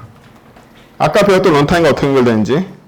그러면 일반적인 컴파일 언어들은요, 에센셜 디피니션 로딩이라는 걸 해요. 자바 같은 경우에는 핫스왑이라고 불러서 이미 JVM을 실행하는 순간 메모리에 자바 주요 라이브러리들을 실행해 놓고 있는 상태예요. 메모리 적재해 두고 있어요. 근데 그런 거 말고 저희가 만든 클래스들이나 저희가 만든 코드를 실행하기 위해서는 저희가 정의한 클래스, 함수, 인터페이스가 다 떠 있어야 되잖아요. 그럼 저희가 실행하는 코드, 실행 코드 앞에 먼저 핵심적인 정의 사항들이 올라가는데 저희가 정의한 것도 핵심적인 게 아니에요. 저희가 정의한 걸 받아들이기 위해서, 여러분들 클래스를 정의한 걸 받아들이기 위해서는 더 먼저 뭐가 로딩돼야 된다? 자바 라이브러리에 있는 클래스 T가 먼저 로딩 돼야 된단 말이죠. 클래스 로드가 먼저 로딩이 돼야 돼요. 그래서 저희가 만든 프로그램보다 더 먼저 로딩 돼야 되는 애들이 있다는 거죠. 여러분들 자바스크립트를 예를 들자면 브라우저에서 오브젝트, 어레이, 맵, 셋 이런 애들은 저희 프로그램보다 더 먼저 로딩돼 있어야지 저희가 구성이 될 거 아니에요. 그렇죠? 그래서 에센셜 DPT 로딩은 대부분 다 언어에서 정의하고 우리가 그 언어를 컴파일하면 언어가 만들어낸 파일 안에는 우리는 손대지 않았지만 저 에센셜 데피니션 로딩이 안에 코드에 포함되어 있어요. 걔부터 실행이 됩니다. 그 다음에 V테이블 매핑이라는 걸 합니다. 여러분들 궁금해하신 적 없어요? 아까까지 얘기에 따르면 프로그램이라는 건 드디어 로딩이 끝난 이후에나 실제 컴퓨터 메모리를 할당받고 있는데 우리는 어떻게 메모리를 사용하는 프로그램을 컴파일할 수 있는 거지? 그 메모리 존재하지도 않잖아. 우리는 A는 3이라고 했을 때 코드상으로 A는 3이야. 컴파일 타임조차도 메모리가 없는데 A에 3을 어떻게 넣고 뺀 거야? 어떻게 컴파일에 A가 제대로 들어온 건지 아는 거지? 실제 메모리는 아까 봤듯이 로딩한 이후에나 주어지는데 그 메모리라는 걸 본 적도 없으면서 이 프로그램이 어떻게 컴파일되는 거야? 그래서 현대에 있는 컴파일러들은 우리가 정의한 메모리 공간을 사용할 때 가상 메모리를 사용해요. 이런 메모리가 있다면 너의 연산은 일치해. 아직은 메모리 진짜로 주어지지 않았지만 컴파일러가 가상으로 만들어 보건데 너의 코드는 괜찮아. 이런 거죠. 그러면 컴파일러가 나의 변수를 가상으로 매핑해서 컴파일을 했잖아요. 그럼 진짜 메모리랑 컴파일러가 만든 가상의 변수랑 매핑을 해줘야 된단 말이죠. 그게 variables table이라는 게 있어서 내가 정의한 모든 변수를 실제 메모리에 매핑해주는 과정이 필요하단 말이에요. 그래야 진짜로 저희가 실제로 받은 메모리에서 그 프레임을 구동할 수 있어요. 그러한 매핑표가 바로 이 vtable, variable table이라는 거고요. 에센셜 로딩이 끝나면 곧장 우리 프로그램에서 할당하고 있는 메모리를 실제 메모리와 매핑하기 위해서 vtable 매핑이라고 합니다. 이거까지 필요한가? 그 다음에 실행을 해요. 드디어 우리가 원하는 정의도 다 로딩이 됐죠. 메모리도 확보가 됐죠. 그래서 실행을 하게 됩니다.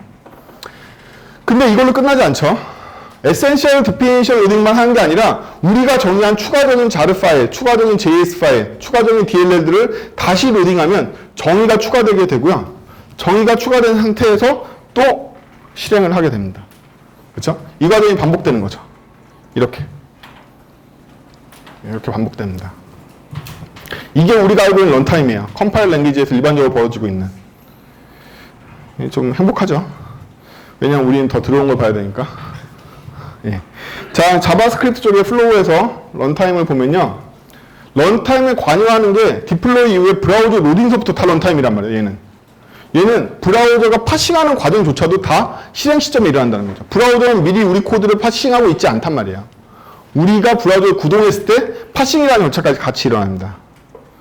그래서 똑같이 기초적인 이 정의들을 저희가 스크립트 src로 로딩하게 만들고 그 다음에 여러분들 그냥 안 가잖아요.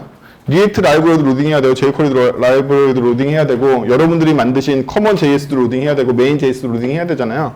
그래서 우리가 정의한 여러 가지 확장되어 있는 정의들을 로딩하게 됩니다. 그때 가서야 저희의 앱 코드가 실행이 되는 거죠. 근데 자바스크립트도 이 일이 계속 일어나죠. 이렇게. 중간에 라우터 코드에 따라서 다른 페이지 코드를 계속 로딩하게 되거나 JS를 추가적으로 로딩하게 되거나 이러죠.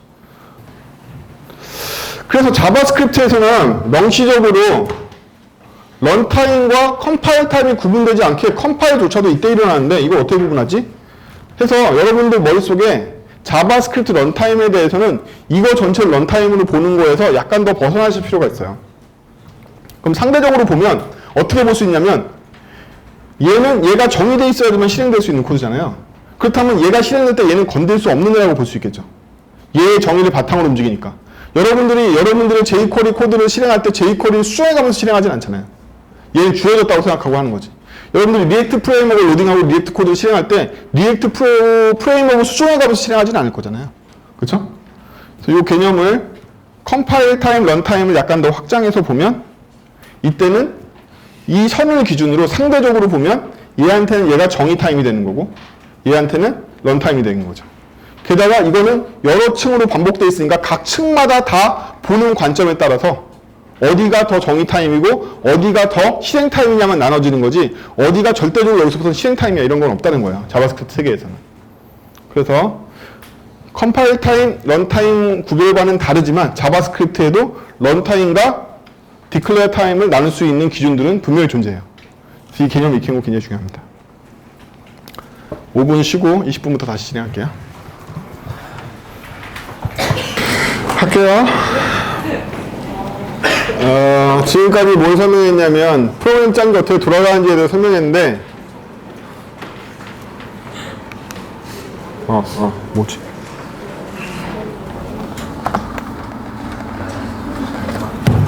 네, 설명했는데요. 저희가 프로그래밍이 어려운 이유가 있어요. 프로그래밍이 어려운 이유는 프로그래밍이 두 가지로 되어 있기 때문이죠. 방금 CPU가 어떻게 프로그래밍 실행하는지 보셨는데요. 두 가지로 아예 처음부터 로딩을 하고 있죠. 하나는 명령이고 하나는 값입니다. 그럼 저희가 당연히 컨트롤해야 될 대상도 두 가지예요. 하나는 메모리에 있는 값이고 또 하나는 명령이겠죠. 그래서 저희는 이걸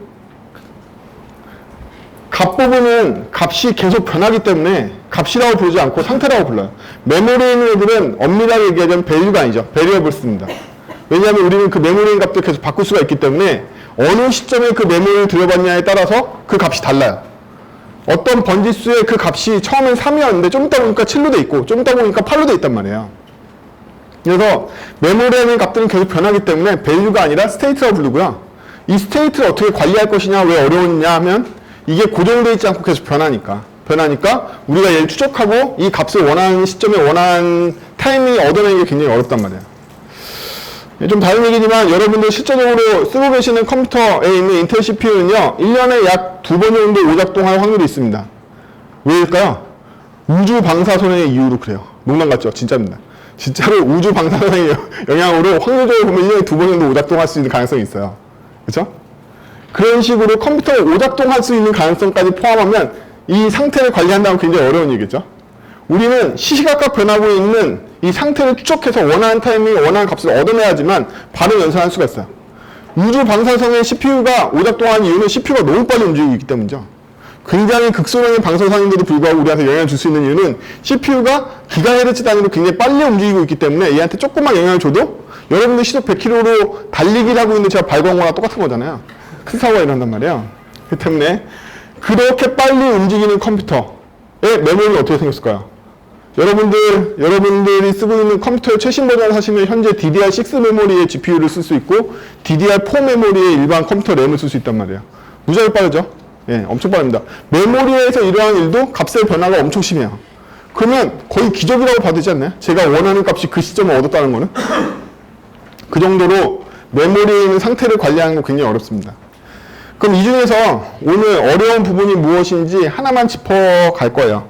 그래서 많은 C 개발자 하실 때 좌절하시는 부분이 포인터인데 이 포인터의 문제는 모든 컴퓨터에 다 일어납니다. 그래서 참조에 대한 문제를 잠깐 다루고 그 다음 플로우 컨트롤 넘어갈게요.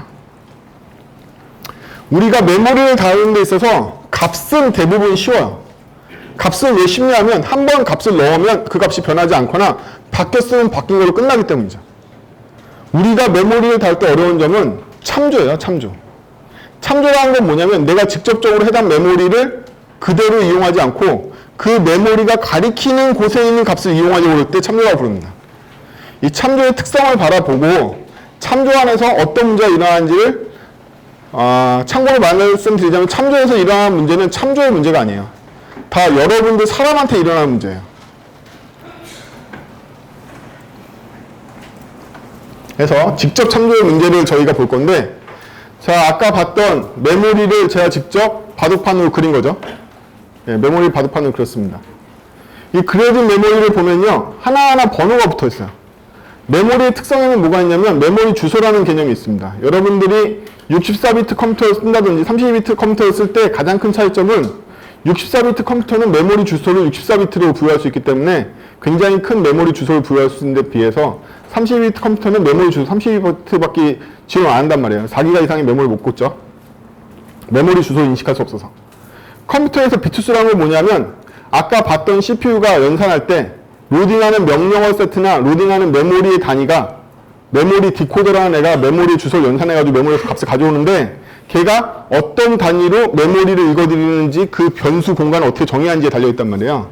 64비트 컴퓨터는 메모리 주소 체계를 64비트로 쓸 수 있는 애들을 얘기하는 거고 32비트 컴퓨터는 메모리 주소 체계 32비트로 쓰는 애들을 얘기한단 말이에요.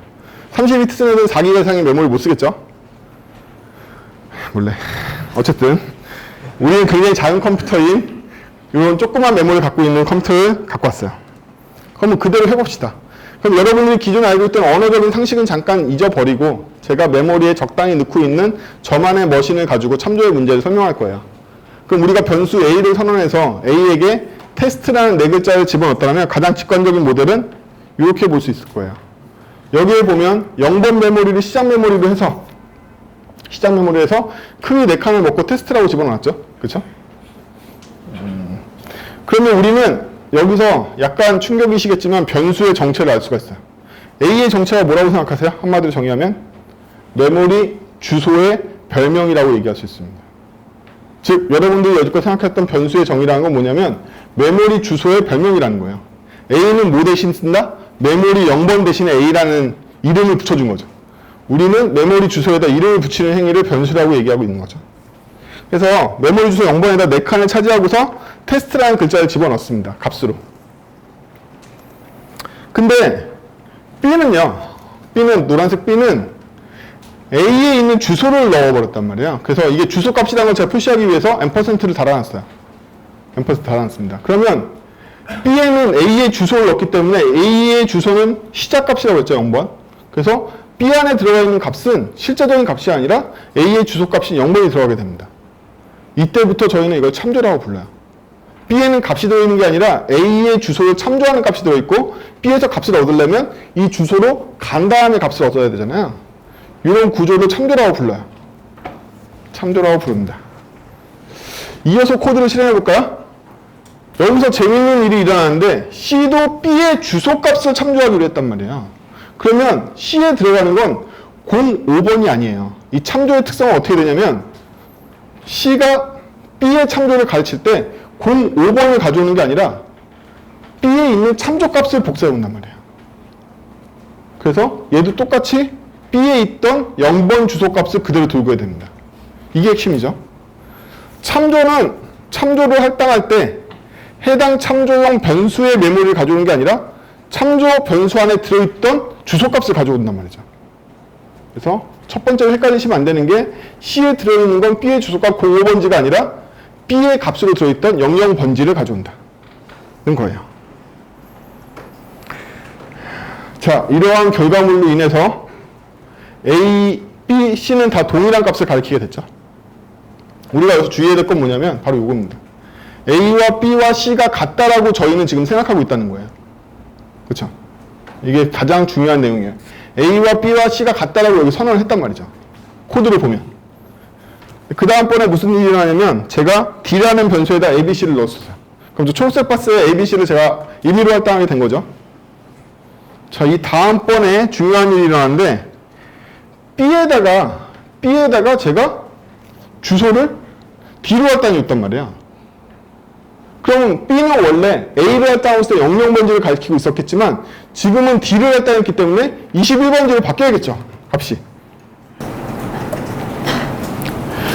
그러면 이 코드에서 가장 큰 문제점은 뭐냐면 이 흐름인 거예요. 사람한테 문제가 있어요. 기계한테 문제가 있는 게 아니라. 우리는 이 흐름대로 보면 A에다가 B를 넣고 C에다가 B를 넣기 때문에 A, B, C가 같다라고 생각을 하고 있었는데 B에다가 D를 넣은 것만으로 A, B, C는 같지 않게 됐다는 거예요. 그러면 우리가 이해할 수 없는 코드가 된 거죠. 뭐와 같다? B와 D가 같은 상태는 우리가 할당했으니까 이해하고 있단 말이에요. 근데 여러분들이 이걸 받아들일 수 있나요? B와 C가 같지 않다는 걸? C는 A랑 같은 상태라는 걸 이해하실 수 있냐는 거예요. 실제로 코드는 이렇게 됐는데, 그렇잖아요? 화살표 보면 그렇게 됐잖아요. 이 코드의 순서대로 읽었을 때 우리가 지금 B가 C랑 같지 않다는 걸 이해할 수 있냐는 거예요. 분명히 B와 C가 같다는 이 일이 이미 여기서 일어났는데 B한테 다른 값을 넣었을 뿐인데 B한테 다른 값을 넣은 게 B와 C의 싱크를 깨먹었다고 이해할 수 있냐는 거예요. 이해 못한다는 거죠. 더 나아가서는 추적을 못해요. 왜냐하면 B에게 D를 넣은 일은 이게 다 끝나고 어디선가 했기 때문에 이걸 깨먹은지를 볼 수가 없다는 거예요. 개발자가. 이게 한 번에 했으면 그나마 히스토리를 알고 있겠죠. 하지만 이걸 나중에 했거나 클릭리스너에서 했다면 B와 C의 싱크가 깨졌다는 걸 이해할 수가 없다는 거예요. 그러면 C를 바라보고 있는 프로그램들은 다 어떻게 짰을까요? A, B, C가 싱크됐다고 생각하고서 프로그램 짜고 있었겠죠. 하지만 나중에 D한테 다른 값을 넣은 것만으로 그쪽 동네, C를 사용한 동네는 다 깨져버린단 말이에요. B를 따라가지 않았기 때문에. 이 문제를 좀 더 곰곰하게 생각해보시면 여러분 코드의 대부분의 1차적인 오류의 원인이에요. 옛날에 잡았던 참조인데 그 참조의 원본이 되는 다른 애를 가르쳐버렸어. 근데 나는 여전히 걔가 걔인 줄 알고 했어. 라는 문제라는 거죠. 그렇죠? 그래서 참조로 계속 일어나는 일, 이걸 뭐라고 하면 전파라고 그래요. 한번 여러분들이 참조 변수를 만들어서 이 변수가 공개되는 순간 이 변수는 끊임없이 참조의 씨앗을 뿌리고 다닙니다. 여러분 통제할 수 없어요. 유일한 방법은 이 변수를 외부에서 창조로 잡을 수 없게 감추는 방법밖에 없겠죠. 얘가 한번 공개되면 이미 이 여파가 사방에 퍼져버렸기 때문에 여러분들이 회수할 수 없단 말이에요. 그럼 얘는 건드릴 수 없게 돼요. 더 이상. 그럼 얘는 더 이상 A를 가리킨 거 외에 딴 일을 건드리면 안 되는 거죠. 여러분들은 이 변수가 직접적인 창조 관계로 외부에 공개됐을 때는 절대로 건드리시면 안 돼요. 그래서 여기에서 교훈은 뭐냐면 내가 직접 참조를 쓸 때는 나쁘다가 아니라 직접 참조를 쓸 때는 내 참조 변수가 외부에 공개됐으면 절대로 이 변수의 값을 바꾸면 안 된다는 거예요. 바꾸면 다 깨트리게 되는 거예요. 그래서 직접적인 참조를 사용하는 코드에서는 이 메모리를 사용하는 코드에서는 한 번 참조가 공개되면 바꿀 수 없다는 제약이 생기는 거예요. 좋을 수도 있고 나쁠 수도 있겠죠. 대부분은 되게 협소하게 움직일 수밖에 없는 프로그래밍적인 이런 제약을 많이 걸게 돼요. 제약을 많이 걸는 게 나쁘냐 하면 뭐 좋을 때도 있고 나쁠 때도 있는데 어쨌든 굉장히 협소한 프로그램을 짜게 됩니다. 왜냐하면 건들면 무조건 깨져요. 그렇죠? 건들면 무조건 깨져요. 이걸 받아들일 수 없다는 거죠. 우리는 B한테 D를 했다는 거로 이 일이 벌어지는 걸 감당할 수 없다는 거예요. 그 누구도 감당할 수 없어요. 그렇죠? 그래서 이게 직접 참조의 문제예요. 그래서 저희는 간접 참조를 사용합니다. 간접 참조라는 건 B에다가 직접적인 참조를 사용하지 않고 한 번 더 3쿠션을 칠 수 있는 객체 참조를 만드는 거죠. 그러면 B는 지금 어떤 객체를 할당받았기 때문에 객체라는 건 다른 메모리에 생성된단 말이에요. 그래서 제가 12번을 가리키고 있죠. 그럼 12번에다가 다른 객체를 하나 만들었는데 이 객체는 타겟이라는 이 키를 위해서 또 다른 메모리 공간을 갖고 있단 말이죠. 얘가 결과적으로 A를 가리키고 있으니까 저 안에 영역모를 가리키고 있는 셈이 되는 거죠. 그렇죠? 그래서 여기서 중요한 건 뭐냐면 B는 A를 직접 가리키지 않고 B는 12번을 가르쳤는데 12번이 A를 가리키고 있어. 이게 되게 중요하다는 거죠. 내가 B와 A를 직접적인 참고로 묻지 않고 B가 이 쿠션을 타워가지고 만들었어. 이게 중요한 거예요. 이 쿠션을 타워하는 게 어떤 효과를 일으키는지 봅시다. 그러면 실제적으로는 A를 B가 직접 참조하지 않고 중간에 있는 12번을 거쳐서 참조하게 만들었는데 이제 C에게 B를 할당하면 C도 똑같이 12번을 바라보게 되겠죠. B를 가리키는 게 아니라 아까 말한 대로 주소값을 참조하게 되면 해당 주소값을 참조하게 되지 걔를 참조하게 되는 게 아니라고 했으니까 쟤는 5번을 가르치는 게 아니라 12번을 가르칠 거란 말이에요. 똑같이 저 12번을 바라보게 됩니다. 그래서 D라는 애를 만든 다음에 B에 있는 타겟에 D를 가리키게 해도 C의 타겟도 B의 타겟도 다 D를 바라보게 되기 때문에 B를 직접 바꾸지 않아서 더 이상 싱크가 깨지는 문제가 일어나지 않는다는 거예요. 저희 멘탈 모델이 깨지지 않는다는 거예요. 아, B와 C는 같은 애지. 그럼에도 불구하고 B는 직접 참조해서 벗어났기 때문에 A도 가리킬 수 있고 D도 가리킬 수 있게 된 거죠. 단지 조건은 뭐다? 한 번 더 쿠션을 쳐야 돼. 쿠션을 쳐야 돼. 그쵸? 요 점이 이제 진짜 의미를 아시겠죠? 이 점의 의미는 뭐냐면 쿠션을 친다는 뜻인 거예요. 그럼 이 점은 언제 계산되냐면 런타임에 계산됩니다. 이거 공짜 아니에요. 여러분들이 점점점점 쓰면 다 런타임에 계산하는 비용이 들어요. 그러면 우리가 연산으로 메모리를 바꾼 거라고 볼 수 있는 거예요. 우리가 런타임의 점이라는 한 번 더 메모리를 찾아가는 연산, 얘가 직접 가는 게 더 빠르잖아요. 근데 갔다가 가야 되니까 한 번 더 연산했잖아요. 한 번 더 가는 메모리 연산을 통해서 뭘 확보했다? 참조의 공개 안정성을 확보한 거죠. 얘가 얘를 계속 바라보고 얘도 얘를 계속 바라보고 얘가 이걸 안 바꿀 거 아니에요. B와 C가 같은 애를 바라본다는 요 중개 지점을 바꾸지 않고서 얘가 그 다음번에 가르친 데를 바꾸니까 C도 C점 타겟을 통해서 가고 B도 B점 타겟을 가서 가기 때문에 중간에 경유지를 바꾸지 않는다는 장점이 생기는 거죠. 그렇죠?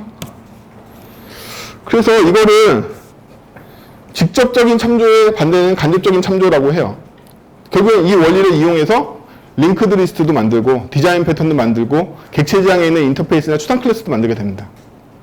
그래서 여러분들이 상태 관리에서 되게 중요한 점은 런타임에 추가적인 메모리 연산을 함으로써 참조 간에 우리 마음속에 있는 멘탈이나 컨텍스트가 깨지지 않게 만들어낼 수가 있다는 거죠. 이게 굉장히 중요해요. 대부분의 문제는 아까 직접 참조가 생기는 거예요. 그래서 머릿속에 A는 B고 B는 C인데 B를 D로 바꿨는데 C가 B랑 같지 않은 걸 내가 이해할 수 있나? 이렇게 생각해 보시면 된다는 거예요. 직접 참조는 항상 이 문제가 있습니다. 그래서 우리는 B가 자유롭게 A를 갖다가 D를 갖다가 하기 위해서 추가적인 비용인 런타임의 점을 통해서 메모리 주소를 한 번 더 쿠션 치는 걸로 그 문제를 해결합니다. 결국엔 다 이거의 응용이에요. 자료구조를 취업 때문에 깊이 배우신 분들도 있고 여러 가지 있으시겠지만 냉정하게 얘기하면 자료구조는 딱 두 개밖에 없어요. 메모리를 통으로 쓰는 배열과 링크드 리스트의 형식을 빌린 링크드 리스트죠. 링크드 리스트가 됐든 그래프가 됐든 뭐가 됐든 다 링크드 리스트예요. 결국 자기에 있는 참조 포인트를 이용해서 한 번 더 쿠션 쳐서 가는 거니까. 그렇죠? 사실은 자료구조는 그 두 개밖에 없는 거죠. 예. 내가 참조 포인트를 타고 그 다음 번으로 갈 거냐 아니면 직접 메모리에 통으로 있어가지고 덧셈으로 메모리 찾아갈 수 있을 거냐 이 두 개밖에 없는 거거든요.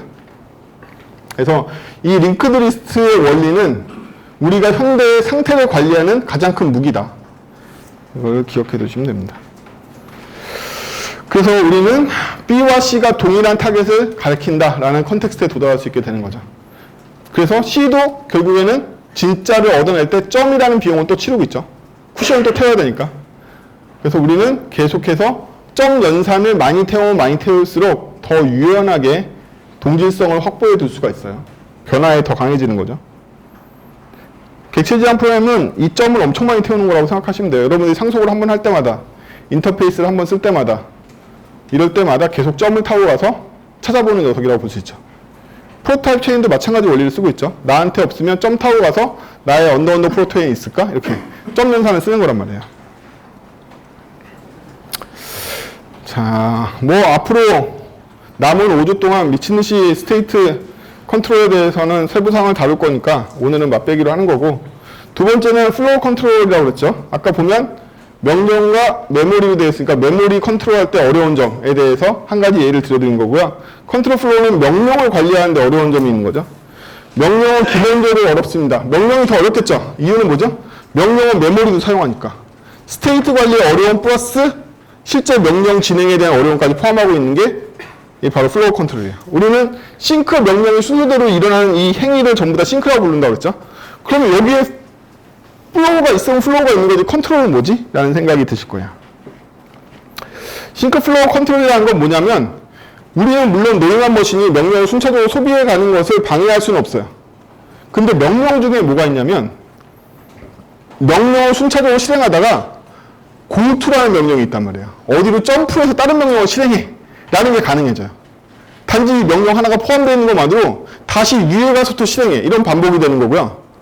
너는 일로 가다가 조건이 안 맞을 때 여기서부터 실행해.로 분기도 만들 수 있어요. 그렇죠? 그래서 이 점프라는 명령이 하나 있는 것만으로도 컨트롤 플로우라는 개념이 생겨서 이걸 학자들이 추상화를 합니다.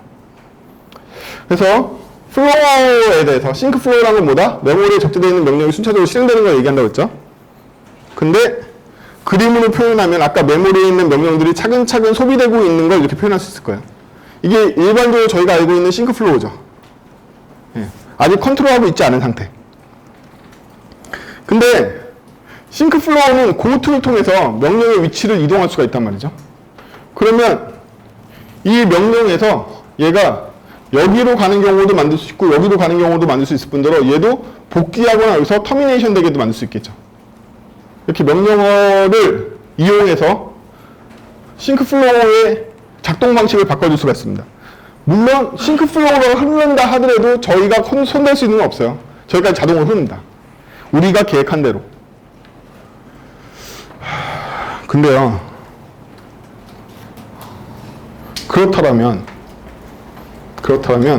여기서 우리가 미리 덫을 놓은 대로 여기로 가거나 여기로 갈 거잖아요. 우리가 미리 사전에 신처럼 계획한 대로 일로 가거나 일로 갈 거란 말이에요. 우리가 실험용 G용 미러를 만들었다고 생각해보죠. 그러면 G가 일로 들어와서 왼쪽으로 갈까요? 오른쪽으로 갈까요? 알지는 못하지만 왼쪽 아니면 오른쪽으로 밖에 못 가게끔 저희가 미러를 설계할 수 있을 거 아니에요. 그렇죠? 안 됐지만 너 왼쪽으로 가면 덫이다. 오른쪽으로 가면 넌 탈출이야. 이렇게 만들어 놓을 수 있을 거 아니에요. 그러면 G는 자율적으로 움직이기 때문에 저희는 덫을 설계할 수 있을 뿐이지 경우의 수를 한정 지을 수 있을 뿐이지 결과는 모르는 거잖아요. 근데 컴퓨터는 결과를 모르게 움직이진 않겠죠? 그러면 저희가 여기서 결과를 모르는데 설계한 두 군데를 어떻게 빠지게 통제하는 거죠? 이게 바로 싱크 플로우의 통제의 어려운 점이에요. 저희가 여기서 유일하게 쓸 수 있는 건 분기의 조건으로 메모리에 있는 값밖에 없는 거죠. 명령은 적재가 끝났잖아요. 명령은 적재가 끝났기 때문에 명령이 분기될 수 있는 유일한 트리거는 이 시점에 있는 뭐? 메모리에 있는 스테이트밖에 없다는 거예요. 이 시점에 메모리의 스테이트가 어떻게 되냐에 따라서 이렇게 분기하게끔 만들어 온다는 거죠. 즉, 싱크 플로우의 핵심은 스테이트 컨트롤에 달려있다. 우리가 원하는 시점에 true가 돼 있지 않다면 우리는 일로 빠질 거라고 예상했는데 일로 빠지는 거죠. 여러분 태반의 오류가 다 그거죠. 아까 스테이트 플로우가 굉장히 어려운 이유가 뭐냐면 스테이트 플로우를 통제하지 못하면 결국에는 이 싱크 플로우를 통제할 수 없게 된단 말이에요. 싱크 플로우를 통제하는 유일한 방법은 현재 메모리, 이 시점의 메모리의 값이란 말이죠. 그래서 여러분들이 영어로 읽어보시면 각 언어들의 포문이나 이포문이 나올 때 영어로 된 챕터 제목이 컨디션 컨트롤이라고 돼 있단 말이에요. 상태 컨트롤이라고 됐죠. 그때 컨디션이 뭐냐면 메모리에 있는 값을 뜻하는 거예요. 즉 우리는 if나 포문을 배울 때 플로우를 컨트롤한다고 배우지 않고 컨디션에 따른 플로우 컨트롤한다고 본단 말이에요. 왜냐하면 이걸 진짜로 유지하게 만드는 건 미리 우리가 덫을 설계해 놓은 거고 이때 메모리 값이 뭐냐에 따라서 빠지게 만든단 말이죠. 이 시점에 우리가 적절한 메모리에 대한 컨트롤을 잃어버렸다면 얘가 왜 일로 가지? 여러분 맨날 디버깅 하고 계시잖아요. 그쵸? 맨날 잃어버리시잖아요.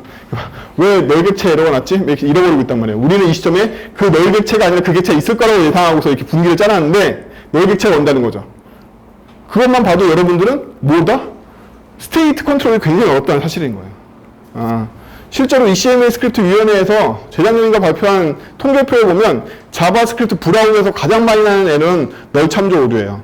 undefined나 널 참조인 객체에게 메소드나 속성을 불렀어 라는 에러가 전체 에러의 85%예요. 여러분들이잖아요. 그쵸? 우리는 항상 스테이트를 루즈하고 있어요. 놓치고 있단 말이죠. 일단 스테이트 컨트롤을 잘하지 못한다면 이런 플로우 컨트롤을 물 건너간 거죠. 이 정교한 플로우 컨트롤에는 이 시점의 변수는 true야. 이 시점에 a는 3이야. 라고 알고 있는 거잖아요. 어떻게 알아? 이 명령을 실행한 이후에 다시 a 값도 변하고 컨디션 값도 다 바뀔 텐데 어떻게 통제하고 있는 거야? 그건 여러분들의 머리가 컴퓨터랑 비슷하기 때문이겠죠? 그럼 통제가 되는 거고 우리 머리가 컴퓨터랑 가깝지 않다면 이 시점에 왜 변수가 이렇게 됐지? 하고 아무리 트레이스를 찍어봐도 모르게 되는 거죠. 그렇죠? 바로 그 점에서 안타깝지만 저는 실제적으로 개발자 자질이 있으신 분과 없으신 분들이 나눈다고 생각해요. 머릿속의 구조가 컴퓨터랑 비슷하게 로지컬하게 따라갈 수 있는 사람들은 컴퓨터 프로그래밍이 굉장히 쉽고 아닌 사람들은 이때 왜 얘가 여기 들어있는 거가 계속 미스터리한 사람들도 있거든요. 사고 구조가. 그 사람들은 이 컴퓨터 프로그래밍이 굉장히 어려워요. 물론 어렵다고 극복 못하는 건 아닌데 굉장히 처음에 진입장벽이 있습니다. 그래서 진입장벽을 좀 약화시키시려면 컴퓨터랑 똑같이 흉내를 내시고 아까 봤던 CPU의 모양과 메모리의 모양을 보고 내 머리는 노이만 머신이야. 나라면 어떻게 움직이지? 농담 같죠? 진짜예요. 진담입니다. 그래서 나는 학원도 맨날 다녔어. 스터디도 맨날 했어. 책도 샘플 성실히 따라본 것 같아. 근데 내가 짜려고 그러면 왜 프로그램 안 짜지지? 나는 왜 간단한 할 일도 못 짜고 간단한 게시판도 못 짜고 있는 걸까? 이런 고민이 드신다면 내 머리가 노이만 머신인가 검토해 보시고 노이만 머신 흉내를 내시는 거예요. 진짜입니다. 그래서 싱크 플로우 컨트롤이라는 건 뭐냐면 동기화된 로직에 대해서 고트 명령을 통해서 분기, 반복 등을 만들어낼 수 있죠. 이렇게 하면 반복이 일어나는 거죠. 여기에서는 분기를 넘어서 반복이 일어납니다. 그럼 반복에서 탈출해서 일로 갈 수도 있고 일로 갈 수도 있잖아요. 이것도 다 여러분들이 무한 루프를 짜시는 이유인 거죠. 컨트롤 스테이트 컨트롤을 실패하신 거란 말이에요. 어려운 일이다. 그래서 살짝 말씀드리면 이게 얼마나 어렵냐면 여러분들이 개발을 잘하게 되시면 나중에 아키텍처라는 걸 배우실 거잖아요. 설계. 근데 설계라는 건 먼 나라 옛날에 굉장히 거룩한 얘기가 아니에요. 설계는 뭐냐면 얼마 전에 출간된 오브젝트라는 책에 조용호 님이 얘기해 주는 걸 보면 되게 쉽게 정의하고 있어요. 설계라는 건 코드를 배치하는 기술이다. 여러분들이 이 품문이 10개가 필요해서 만들었다면 필요해서 만들었겠죠. 왜? 이때는 고객을 어드민으로 분리해야 되고 이때는 진상 고객을 분리해야 되고 이때는 뭐 블랙리스트를 분리해야 돼. 라는 업계 요구사항, 기획팀의 요구사항이 있으니까 그만큼 if가 생겨났을 거 아니에요. 없는데 만들었다고? 팀에서 배제해야 돼. 그런 애들은. 있으니까 만들어진 거란 말이에요. 즉 그 if는 절대로 사라지지 않는다. 필요해서 태어났기 때문에. 그럼 문제는 뭐냐면 이 if를 어디에 배치할 건가의 문제만 남았다는 거예요. 이 배치를 한 군데 몰아놓으면 if 중 하나만 조건이 바뀌어도 이 코드를 맨날 뜯어 고쳐야 될 테고 이 if를 잘 분산했다면 이 if가 바뀔 땐 여기만 건들면 돼 라고 분산이 돼 있을 거 아니에요. 그럼 딴 애들은 안전하고 얘만 건들면 되겠죠. 이게 설계라는 거죠. 코드의 배치의 기술. 코드의 내용은 바뀌지 않아. 코드를 어디다 배치하냐, 어떻게 분리하고 배치할 거냐, 이런 문제라는 거죠. 설계라는 건.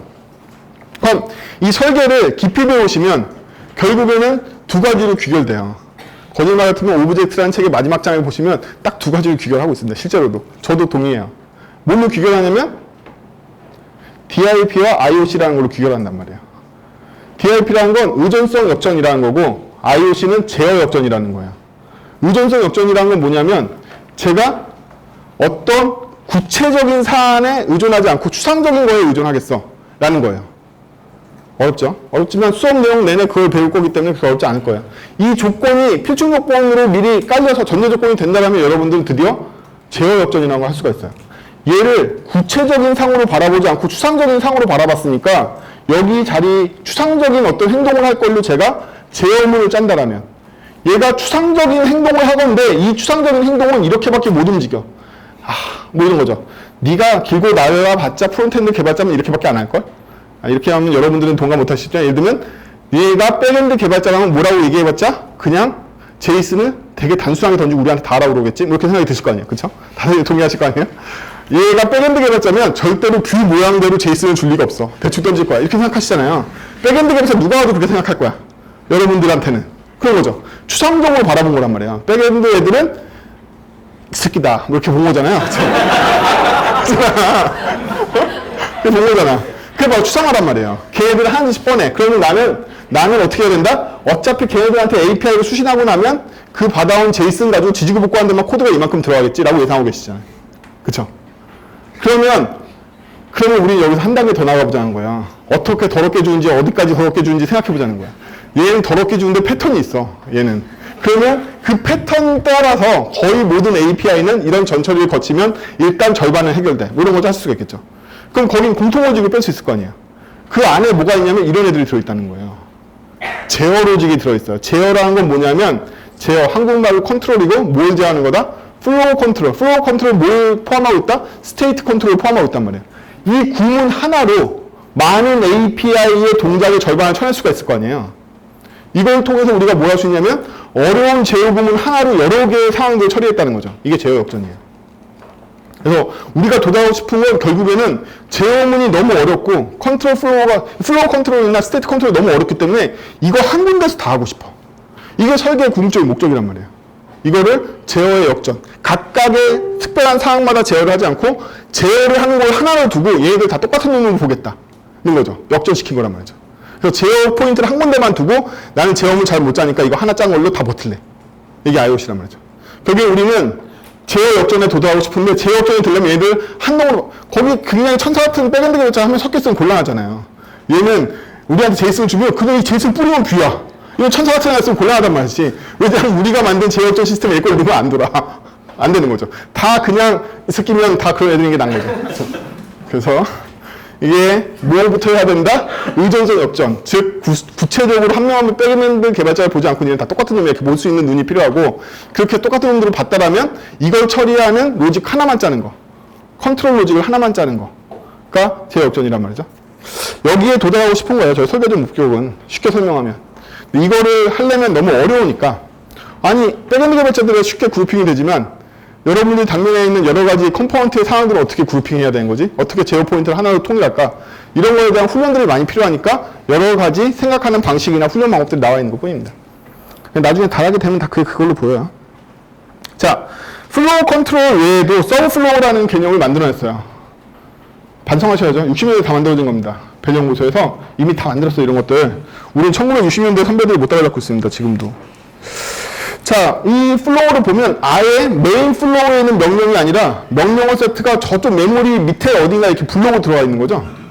네. 그럼 얘는 똑같이 고트로 점프를 하지만 여기에서도 여기 갔다가 다 돌아와서 일로 돌아오게끔 만들고요. 똑같은 일을 여기서도 갔다가 돌아오게 할 수 있습니다. 이 방법을 통해서 우리는 이 노란색에 있는 싱크 플로우를 여러 번 재사용할 수 있게 되는 거죠.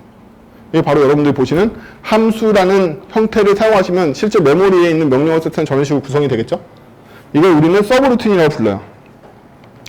서브 루틴 혹은 서브 플로우라고도 부릅니다. 이때 말하는 루틴은 여러분 루틴이라는 말 뜻이 뭐냐면 반복적으로 사용할 수 있는 싱크 플로우를 생각하시면 돼요. 그래서 이거 서브 플로우라고 부르는 거예요. 그렇죠? 이 플로우라는 단어를 여러분들이 일반적으로 영어 단어로 생각하지 마세요. 고유명사예요. 플로우는 이제부터 뭐다? 메모리에 적재되어 있는 명령이 쭉 실행되는데 우리가 관여하지 못하는 거. 그러니까 플로우란 말이죠. 자, 이제 블로킹이 뭔지 알게 됐죠. 블로킹이라는 건 뭐냐면 아까 말한 대로 노이만 머신은 한 번 메모리에 명령을 적재하고 나면 명령이 순차적으로 실행되거나 플로우 제어를 통해서 쭉 실행되고 있는 사이에 우리는 구경만 하고 건드리지도 못해. 우리만? 아니야. 우리뿐만 아니라 그 CPU를 사용하려고 그러면 다른 애들도 건드릴 수 없어. 누구조차도. OS가 10분 안에도 못 건드려. OS가 10분 안에도 못 건드려.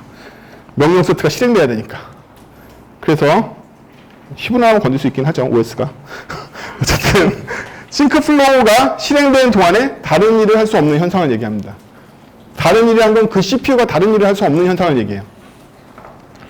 이때 말하는 CPU는 물리적인 CPU를 얘기하는 게 아니에요. 인텔 CPU는 하이퍼스레드는 필두로 하는 내부에 있는 가상 코어, 실제 코어들 다 얘기하고 그 코어 하나를 얘기하는 거예요. 코어가 한번 싱크 플로우에 돌입하면 싱크 플로우를 풀기 전까지는 꼼짝 못한단 말이에요.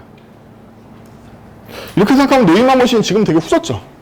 예, 그래요. 노이만 머신의 대안도 여러 가지 나오고 있는데 다 자본의 논리죠. 돈 제일 많이 벌고 있는 인텔이 계속 노이만 머신을 밀고 있기 때문에 여러분들은 당분간 다른 형태의 컴퓨터를 보시기 힘들어요. 암도 다 노이만 머신이라서. 옛날에 노이만 머신이 아닌 걸 시도했던 회사들이 몇 군데 있습니다. 그래서 좀 더 찾아보시면 시스크 CPU나 리스크 CPU라는 개념을 아시게 될 텐데요. 다 망했죠. 썬 뭐 이런 데 다 망했습니다. 돈이 최고예요. 자, 그러면 우리가 싱크 플로우로 바라보면 블로킹 구간을 인식할 수 있죠. 여기에서 블로킹 구간은 어디다? 이거죠. 왜? 꼼짝 못하니까. 중간에 탈출구는 없다. 그러면 저 명령이 다 실행되는 동안에 우리는 아무 짓도 못한다가 확정이네요. 그렇죠? 그럼 여러분들이 짠 모든 코드는 블로킹 코드인 거네요. 맞습니다. 우리는 노이만 머신에 메모리 적재하면 전부 다 블로킹 코드밖에 없어요. 그럼 non-블로킹 코드라는 건 존재하지 않겠네요? 맞습니다. non-블로킹 코드는 존재하진 않아요. 원래는. 그래서 합의를 봅니다.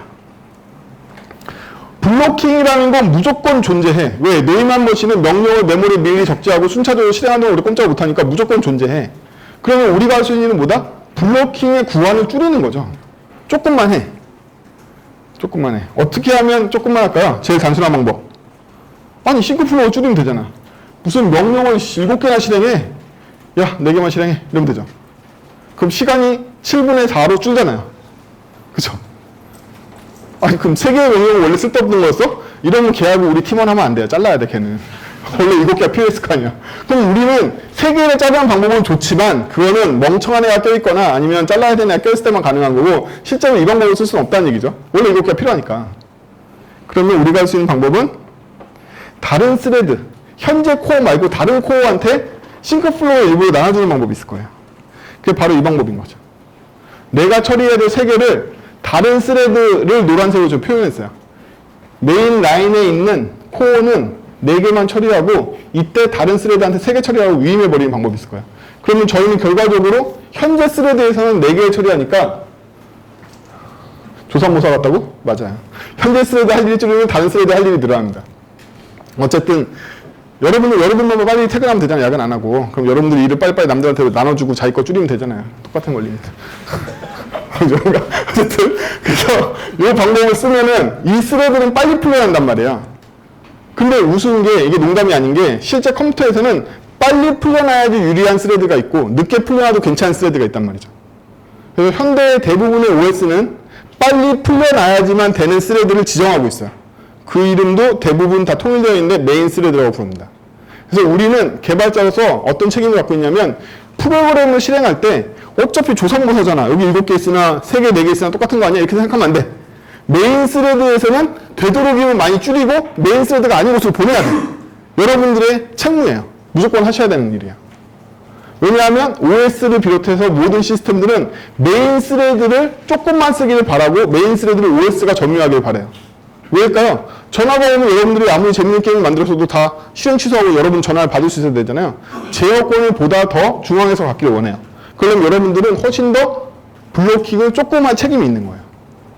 그럼 실제로 여러분들 블로킹을 조금만 하고 이 메인 스레드를 풀어주면 여러분 프로그램도 잘 돌아요. 더 잘 돌아요. OS가 더 우대해줍니다. 심지어 여러분들이 메인 스레드를 많이 점유하면 그냥 종결시켜버려요. 니네들 개발 잘못했네 이러고 잘라버린단 말이에요. 브라우저를 데스크탑에서 실행하시면 자바스크립트 타임아웃이 약 30초 정도 설정이 되어 있습니다. 그래서 30초 동안 블로킹을 해도 CPU가, OS가 브라우저를 꺼버리지 않지만 모바일에서 여러분들이 약 10초 정도만 블로킹 하시면 브라우저가 걔를 닫아버려요. OS가 야 너 10초씩 하는 거 바라지 않는데 하고 이 크롬도 권한이 없는 거죠. 자기도 한낱 OS 위에, 안드로이드 위에 있는 프로그램 뿐이잖아요. 야 얘 너 안 된대 하고 잘라버린단 말이에요. OS가 막강한 파워를 갖고 있기 때문에 여러분들은 어떻게든 7개를 3개, 4개로 쪼개든 2개, 5개로 쪼개든 어쨌든 메인 스레드 빨리 빼내야 돼요. 전체 할 일을 안 줄죠. 우리 원래 7개를 해야 되니까. 그럼 우리는 줄이기를 하는 게 아니라 다른 스레드를 보내줘야 되는 거죠. 얘네들은. 메인 스레드를 빨리빨리 내줘야 된다. 그럼 이렇게 될 거예요. 내주고 나면. 그럼 노란색 스레드는 저희 스레드랑 별로 상관없게 되고 우리는 이 시점에서 순서의 문제라는 게 생깁니다. 원래 아까 순서는 1, 2, 3, 4, 5, 6, 7이었잖아요. 지금 이렇게 되면 어떻게 되냐면 1, 2, 3, 4는 한 번에 일어나요. 노예만 모시니까. 그쵸? 1, 2, 3, 4가 한 번에 일어납니다. 그럼 1, 2, 6, 7이 일어난 거잖아요. 그러면 3, 4, 5는 어떻게 되는 거야? 3은 언제 실행되는 건데 이 사이에 실행되는 건 맞아 몰라. 왜냐하면 딴 스레드는 다른 스케줄로 움직이기 때문에 이 3이라는 애가 1, 2, 5, 6, 7 사이에 어디에 실행될지도 모르고 얘도 언제 실행될지 몰라요. 그저 이 안에서는 3, 4, 5가 순서로 되긴 하겠지. 만 얘와 얘의 관계를 몰라요. 이거를 우리는 병행성이라고 불러요. 여러분들한테 보다 높은 스킬인 순차적 프로그래밍을 못하고 병행적인 프로그램에도 안전한 시나리오를 짜게끔 더 고차원적인 사고를 요구합니다. 현대 프로그램들은 여러분들한테 더 고차원적인 사고를 요구한단 말이에요. 우리는 기존의 단순한 아메바처럼 위에서 아래로 A는 B고 B는 C니까 역시 A는 C지 이렇게 생각했지만 안 통한다는 거야. A는 B까지만 하고 B는 C는 저쪽에 넘겨버리면 우리가 나중에 조사했을 때 C와 A가 같은지 아닌지 잘 모른다는 거예요. 그렇죠? 그럼 우리는 이 문제가 안 일어나는 되게 좋은 스위칭 알고리즘을 스위칭이라는 말 쓰면 안 되는데 알고리즘을 써야겠죠? 그렇죠? 그럼 이게 동시적 프로그램이 되고 병렬 프로그램이 된단 말이죠. 게다가 이 문제는 여기서 끝나지 않아요. 아까는 1, 2, 3, 4, 5, 6, 7이 실행될 때 5의 결과를 이용해서 6, 7을 실행했잖아요. 그렇죠? 지금은요. 얘가 5번까지의 결과를 갖고 오긴 했는데 이걸 메인 스레드로 넘겨줄 방법이 필요하단 말이죠. 게다가 메인 스레드는 1, 2, 5, 6, 7을 이미 실행해서 끝났어요. 그러면 메인 스레드가 끝났으면 프로그램이 종결되는 거죠. 그럼 자바 같은 프로그램에서는 정말 잘못 짜면요. 메인은 종결됐고요. 메인이 이 스레드 종결을 기다리고 있다가 이 스레드가 이거 만들자마자 그냥 프로그램 종결돼 버려요. 뭘 할 틈도 없이 종결돼 버린단 말이죠. 심지어 더 주도적인 스레드를 갖고 있는 프로그램을 짜면 여기가 끝나는 순간 이거 안 기다리고 종결시켜 버려요. 이렇게 된단 말이야. 얘가 보고하는 그런 차원의 문제가 아니야. 메인 스레드가 종결하면 넌 볼일 다 봤네 하고 그냥 잘라버린단 말이에요. 이거 기다릴 틈도 없는 거죠. 혹은 기다려도 웃기는 거죠. 여기는 다 끝났으니까 여기는 없으니까. 그러면 얘가 어떻게 하면 여기에 리턴 될까요? 얘가 어떻게 하면 리턴 될까요? 얘가 뭐 하고 있었길래? 여러분들 흔히 쓰고 있는 이벤트 리스너, 콜백들 얘네들은 어떻게 작동하는 거야 대체? 우리가 배운 노이만 머신에 따르면 이미 저 7번에서 메인 스레드는 작업이 다 끝났는데. 그렇죠? 그러면 얘는 어딘가로는 복귀를 해야 되는데 이게 바로 저희의 의문이라는 거죠. 이거 어떻게 된 거야? 여기서 프로그램 터미네이트 됐다며. 따라서 여기에 마법이 있는 거죠. 여기에 브라우저는 브라우저를 달 때까지 종료하지 않으니까 여기서 계속 대기를 타고 있는 거죠. 루프로 돌면서. 여기서 실행이 종료된 게 아니에요. 여러분 눈에는 안 보이지만 여기서 계속 루프로 돌면서 종결 안 시키고 대기하고 있는 거예요. 대기하고 있다가 얘가 메인 스레드한테 보고를 하는 순간 다시 부활해서 그 부활 시점부터 다시 실행이 되는 거죠. 그렇죠? 이걸 저희는 이벤트 루프라고 불러요. 이벤트 루프는 이렇게 작동합니다. 요 사이사이에 동기화 명령 사이사이에 이벤트 루프가 작동해서 다른 스레드의 작업을 기다리게 돼요. 자, 오씨, 10분 만에 끝낼게요. 자, 이제 저희는 논블로킹이 뭔지 언급할 수 있게 됐어요. 그런가? 아니죠. 저만 언급할 수 있는데 논블로킹이 뭐냐면 이거죠. 싱크 플로우가 납득할 만한 시간 내에 종료되는 걸 non-블로킹이라고 한다. 아까 7개는 블로킹이라고 봤다라면 4개 그리고 나누고 여기 2개 들어오고 이쪽에서 3개만 하는 블로킹들은 넘블로킹으로 봐줄게 라는 거예요. 오히려 코드는 늘어나 7개보다. 왜냐면 이 받은 뒤처리도 해줘야 되니까. 하지만 아까가 블로킹 코드라면, 전체가 블로킹하고 있다면 얘는 짧게 블로킹하니까 얘는 넘블로킹 봐줄게. 그럼 우리가 포문을 0에서부터 100까지 돌리면 블로킹이야 넘블로킹이에요? 넘블로킹이라고 합시다. 봐줘서. 그러면 0에서부터 1000까지 돌리면 그 정도 괜찮은 것 같아. 0에서부터 1억까지 돌리면 걔는 분명히 블로킹이겠지. 그러면 0에서부터 10만까지 돌리면 어떻게 되는 거야? 애매하죠. 애매합니다. 그러면 우리가 추구할 수 있는 넘블로킹은 뭘까요? 보다 더 넘블로킹화 시키는 게 저희가 할 수 있는 최선이네요. 지금이 포문을 0에서부터 10,000까지 돌리는 거라면 우리는 포문을 한 번에 0에서부터 1000까지만 돌리고 끊어주는 게 보다 더 넘블로킹으로 향하는 길이겠네요. 그렇죠? 저희가 지향할 수 있는 건 넘블로킹을 지향할 수 있는 거지 넘블로킹을 달성할 수는 없다는 거예요. 그렇죠? 넘블로킹은 원래 존재하지 않으니까. 무조건 블로킹이니까. 하나만 실행하면 더 블로킹이란 말이죠. 타임이 얼마나 차이가 나냐는 차이인 거죠. 저희가 추구해야 될 건 저 타임을 어떻게든 다른 스레드로 빼가지고 메인 스레드를 얼마큼 줄이느냐가 바로 넘블로킹의 주제인 거죠. 이제 어싱크. 어싱크. 슬라이드 길다고 그랬죠? 예. 자, 여기서 말하는 싱크, 어싱크는요, 여지껏 배웠던 명령에 적절되어 있는 싱크 플로어와 다른 싱크예요. 고유명사입니다. 양키 애들은 늘 얘기하자면 이게 문제예요. 똑같은 단어 가지고 여러분들은 사전에 하나의 영어 단어에 여러 개의 뜻이 있다고 착각하시나 본데 절대 그렇지 않아요. 걔들은 다 다른 단어입니다. 예를 들면 도메인 하면 여러분들 주소가 떠오르겠지만 그냥 평범한 BIT인 양키 애들한테 물어보면 집 마당이라고 그런단 말이에요. 그럼 마당이 도메인이야? 그럴 리가 있어? 마당에서 도메인이 파생됐을 것 같아요? 아니야.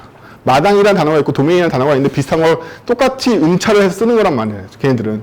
걔네들이 도메인이라는 단어가 겹쳤을 때는 저희가 배가 먹는 배, 타는 배 겹치는 거랑 굉장히 다른 거예요.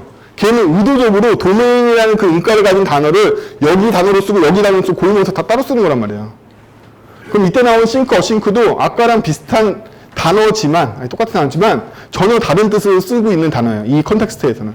그래서 저희 컴퓨터 배울 때, 영어 단어 배울 때 제일 중요한 건 뭐냐면 현재 컨텍스트에서 그 단어가 고유명사인지 아닌지를 파악하고 고유명사면 컨텍스트 내에서의 그 단어 뜻을 따로따로 다 기억해줘야 돼요. 그래서 원래 영어 테이크하고 해보면 잘하면 되죠. 그런 건 똑같은 거죠.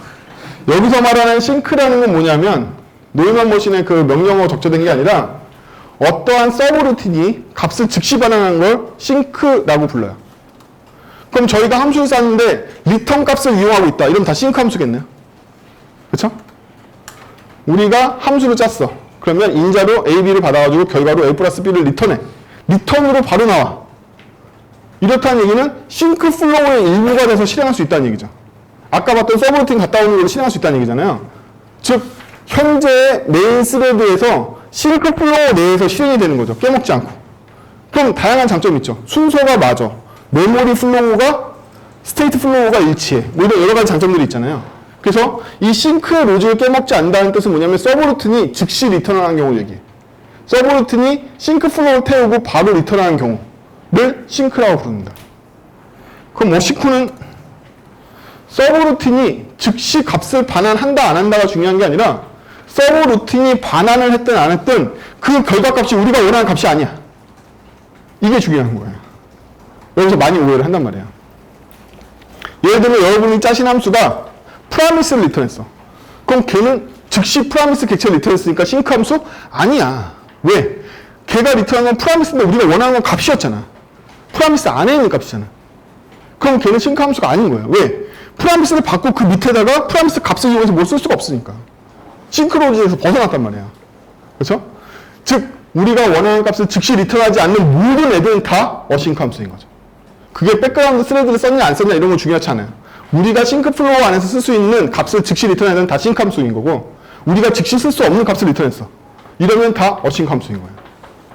그러면 내부적인 코드에서는 함수 콜백을 받아서 콜백을 즉시 호출하고 있어요. 리턴 값은 없어. 하지만 얘도 이 싱크 플로우에선 벗어나게 됐잖아요.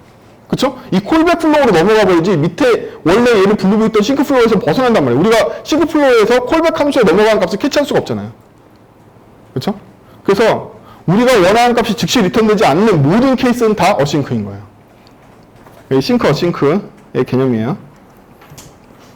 그럼 이제 다른 수단에 대해서 보면 프라미스 같은 걸 리턴해도 우리는 그 밑에 싱크 플로우에서 그 값을 쓸 수 없어. 그러니까 어싱크야. 콜백 펑션한테 함수 내부에서 값을 줘도 우리는 함수 호출한 밑에다가 원하는 값을 사용할 수 없어. 역시 어싱크야. 이터레이터를 줘도 이터레이터에 있는 객체 값을 환원해서 얻기 전까지는 즉시 그 값을 쓸 수 없어. 물론 동기형 이터레이터는 즉시 값을 쓸 수 있기 때문에 싱크로직에 포함돼요. 하지만 비동기형 이터레이터를 받으면 그 값은 해소하기 전까지 쓸 수 없어요. 그럼 비동기형 이터레이터가 있고 동기형 이터레이터가 있다는 얘기네요. 자바스크립트에는 원래 동기형 이터레이터만 있었는데 비동기형 이터레이터, 즉 원래는 이터레이터 객체가 오브젝트의 value와 done이라는 걸 리턴한단 말이에요. 그럼 우리는 동기적인 명령으로 이터레이션마다 value 값을 얻어서 싱크 로직에 포함시킬 수가 있었죠. 이건 이 이터레이터 객체가 약 15% 정도가 고개를 끄덕이는 거 보면 이터레이터가 뭔지 모르시는 거예요. 그쵸? 막판이니까 그냥 막 나가. 안다고 생각하고. 얘네들은 싱크 로직에 포함되는 이터레이터, 싱크 이터레이터란 말이에요. 근데 아까 뭐가 등장했다? 어싱크 이터레이터라는 게 등장했죠. 얘는 value에 뭐가 들어있냐면 프라미스가 들어있단 말이야. 얘는 이터레이터를 폼으로 돌려도 우리가 직접 싱크 플로우에서 얘를 쓸 수 없게 된단 말이죠. 그렇죠? 비동기 이터레이터가 들어오게 된단 말이야. 우리는 결과적으로 뭘 원한다? 블로킹 구간을 줄이고 싶어. 근데 블로킹 구간을 줄이려면 싱크 로직에서 벗어난 방법으로 플로우를 만들어내야 돼. 즉 어싱크 펑션을 쓰게 될 거야. 어싱크 펑션을 쓰게 되면 다양한 방법들을 제공하게 되는데 그 중에 어싱크 이터레이터도 쓸 거기 때문에 아까 말했던 그런 여러 가지 ES6 이후의 스펙들이 중요해지는 거죠. 뒤에서 압박 주신다. 10분인데. 마지막으로 왔어요. 단점. 어싱크가 되게 맞는 것 같고 메인 스레드를 빨리 비워야 된다는 요구에 부응한 것 같지만 단점이 없는 건 아니에요. 단점은 대부분 뭐냐면 우리의 머리가 나쁘다는 거죠. 그렇죠? 우리는 제가 정확하게 말씀드릴게요. 여러분들이 꼭 깨야 되는 게 바로 이 시점이에요. 우리는 머리가 나쁘지 않아요. 단지 여러분들은 모든 프로그래밍 교육을 처음에 변수를 배울 때서부터 지금 이 자리에 자바의 정석을 쓰신 분이 와 계십니다. 저자분이. 자바의 정석을 배울 때까지 그냥 까지 다 뭘 배우냐면 싱크 플로우에 싱크 로직을 짜는 걸로 모든 프로그래밍 세계를 배워가지고 그 위에다 쌓았단 말이에요. 그래서 머리가 돌아가는 게 다 싱크 플로우 로직을 돌고 있어. 그래서 모든 걸 짜면 무조건 다 블로킹으로 짜시고 무조건 다 메인 스레드에 묶이게 짠단 말이지. 왜냐하면 처음부터 그렇게 배웠기 때문에. 처음부터 어싱크 형태의 넘블로킹 형태로 프로그래밍을 짜는 법을 안 배우고 전부 다 싱크 형태를 배웠기 때문에 순차적으로 좌에서 우로 위에서 아래로 변수를 조사하면 다 내가 원하는 값이 나온다고 생각하고 배운단 말이죠. 이걸로부터 프로그래밍을 시작했기 때문에 여러분 머리가 다 거의 굳어 있어요. 우리가 머리가 나쁜 게 아니지. 그래서 어싱크에서 느끼는 단점. 호출 결과와 즉시 반환되지 않으니까 현재 싱크 플로우가 종료돼서 어쩔 줄을 몰라. 왜? 익숙하지 않아서. 그 결과, 이렇게 어려운 말씀 안 되는데. 어쨌든 현재 컨텍스트에 존재하는 변수들 얘기해요. 그쵸? 제가 아까 봤던 노란색으로 보낼 때, 보내기 전에 여기 이 동네에 현재 변수 상태들이 있을 거 아니에요. 근데 다른 스레드 넘어갔잖아. 그럼 이때의 상태는 싱크 플로우에서 종료돼버리고 얘가 반환할 때는 걔가 존재하지 않게 되잖아요. 그쵸? 그러면 사실 우리가 그런 게 어딨어. 다 여기에 이유들이 있어서 얘한테 요청했던 건데 그 이유들을 참조할 수 없게 된단 말이죠. 뒤에 가서. 그럼 우리는 별도의 수단을 강구해야 돼. 얘한테는 옛날에 일반적으로 요청만 했는데 여기 있는 이유들도 다 얘한테 보내놨다가 다시 받아와야지만 옛날에 생각했던 걸 제기할 수가 있다는 거죠. 이러한 관리들이 더 추가적으로 어려워지는 거죠. 또 요청 시점의 결과들을, 이 상태들을 잘 캡슐화해서 결과 시점으로 같이 보내줘야지만 우리가 로직을 계속 이어갈 수 있다는 거예요. 근데 여러분들은 이런 노력을 한 번도 안 해보는 식의 프로그램만 안 짰다는 거죠. 왜? 여기 플로우가 내가 이거 처리하는 동안 사라질 리가 있어? 내가 i는 10이라고 그랬는데 여기서 내가 뭔 짓을 했든 밑에 가면 i가 10이겠지. 근데 아까 말한 대로 어싱크 플로우를 갔다 오면 i라는 애도 없다니까. 다 종료됐으니까. 여기는 새로운 플로우가 시작된단 말이에요. 그럼 그때 i는 10이라는 걸 가정하고 있던 10은 어떻게 해야 돼? 얘한테 줄 때 같이 줬다가 얘가 같이 받아와야 되는 거죠. 야, 네가 옛날에 나한테 준 거 보니까 너 옛날에 i가 10이었대. 같이 줘야 되는 거잖아요. 그 이후에 얘가 처리한 결과를 이어서 뭔가 하려면. 그렇죠? 이게 큰 단점이란 말이죠. 그래서 현대 언어학자들은 여러분들이 그렇게 언어를 학습하고 이 방식으로 익숙해지지 않을 거라고 생각을 하고 있어요. 똑똑하죠, 걔네들은. 우리들은 나아지지 않을 거야. 이렇게 생각한단 말이에요. 그래서 언어에다가 녹였습니다. 여러분들이 싱크 플로우를 짠다 하더라도 내부적으로 어싱크 처리를 할 때 여러분들의 상태들을 계속 싱크 로직처럼 이어서 만들어줄 수 있는 애들을 만들어놨어요. 언어적인 무사항으로. 그럼 이 마법은 어떻게 일어날까? 15분. 그 마법은 사실은 여러분들이 어웨이트를 쓸 때마다, 일드를 쓸 때마다 거기와 여기는 다른 스레드를 갖다 오는 코드일 거 아니에요? 근데 어떻게 앞에서 선언했던 변수가 마치 지역 변수처럼 밑으로 내려오냐고. 그런 일이 안 일어나. 따라서 여러분들이 일드를 쓰거나 어웨이트를 쓸 때마다 컴파일러는 코드를 잘라가지고 분리해서 각각의 함수로 만들어서 스레드를 보낼 뿐만 아니라 이 변수들을 여기에 따로따로 공급해 줄 수 있는 시스템까지 다 갖추고 있어요. 그러면 계속 공급해 줘야 되는 상태를 유지하는 기능을 컨티뉴에이션이라고 부릅니다. 우리는. 뭐래. 막판이니까 제가 어려운 거 막 넣어. 그리고 컨티뉴에이션을 활용하는 여러 가지 프로그램 스타일을 컨티뉴에이션 패싱 스타일. 이 비동기에서 그 다음번 싱크로 돌아올 때 얘가 이어져야 돼. 패싱해줘야 돼. 그 다음번에 들어갈 때도 얘를 패싱해줘야 돼. 컨티뉴에이션은 일종의 컨텍스트라고 생각하시면 되고요. 지역 변수를 몰아넣은. 그걸 계속 패싱해서 이 로직을 완성할 거야. 왜? 이걸 숨겨놓으면 여러분들이 신경 안 쓰고 마치 동기 로직성 프로그램 짜면 되니까. 그렇죠? 이걸 CPS라고 부릅니다. 이 CPS에 기반한 프로그래밍이 여러분들이 배우시게 되는 5주간의 상황이에요. 그래서 어싱크, 어웨이트, 제너레이터, 어싱크, 이터레이터 이렇게 세 가지를 CPS 스타일에 맞춰서 코딩을 하고 메인 스레드 부하를 줄이고 어떻게 하면 더 블로킹 구간을 줄일까에 대한 베이스로부터 프로그램을 배우게 되실 거가 앞으로 5주간에 일어나는 일입니다. 힘들어. 수고하셨습니다.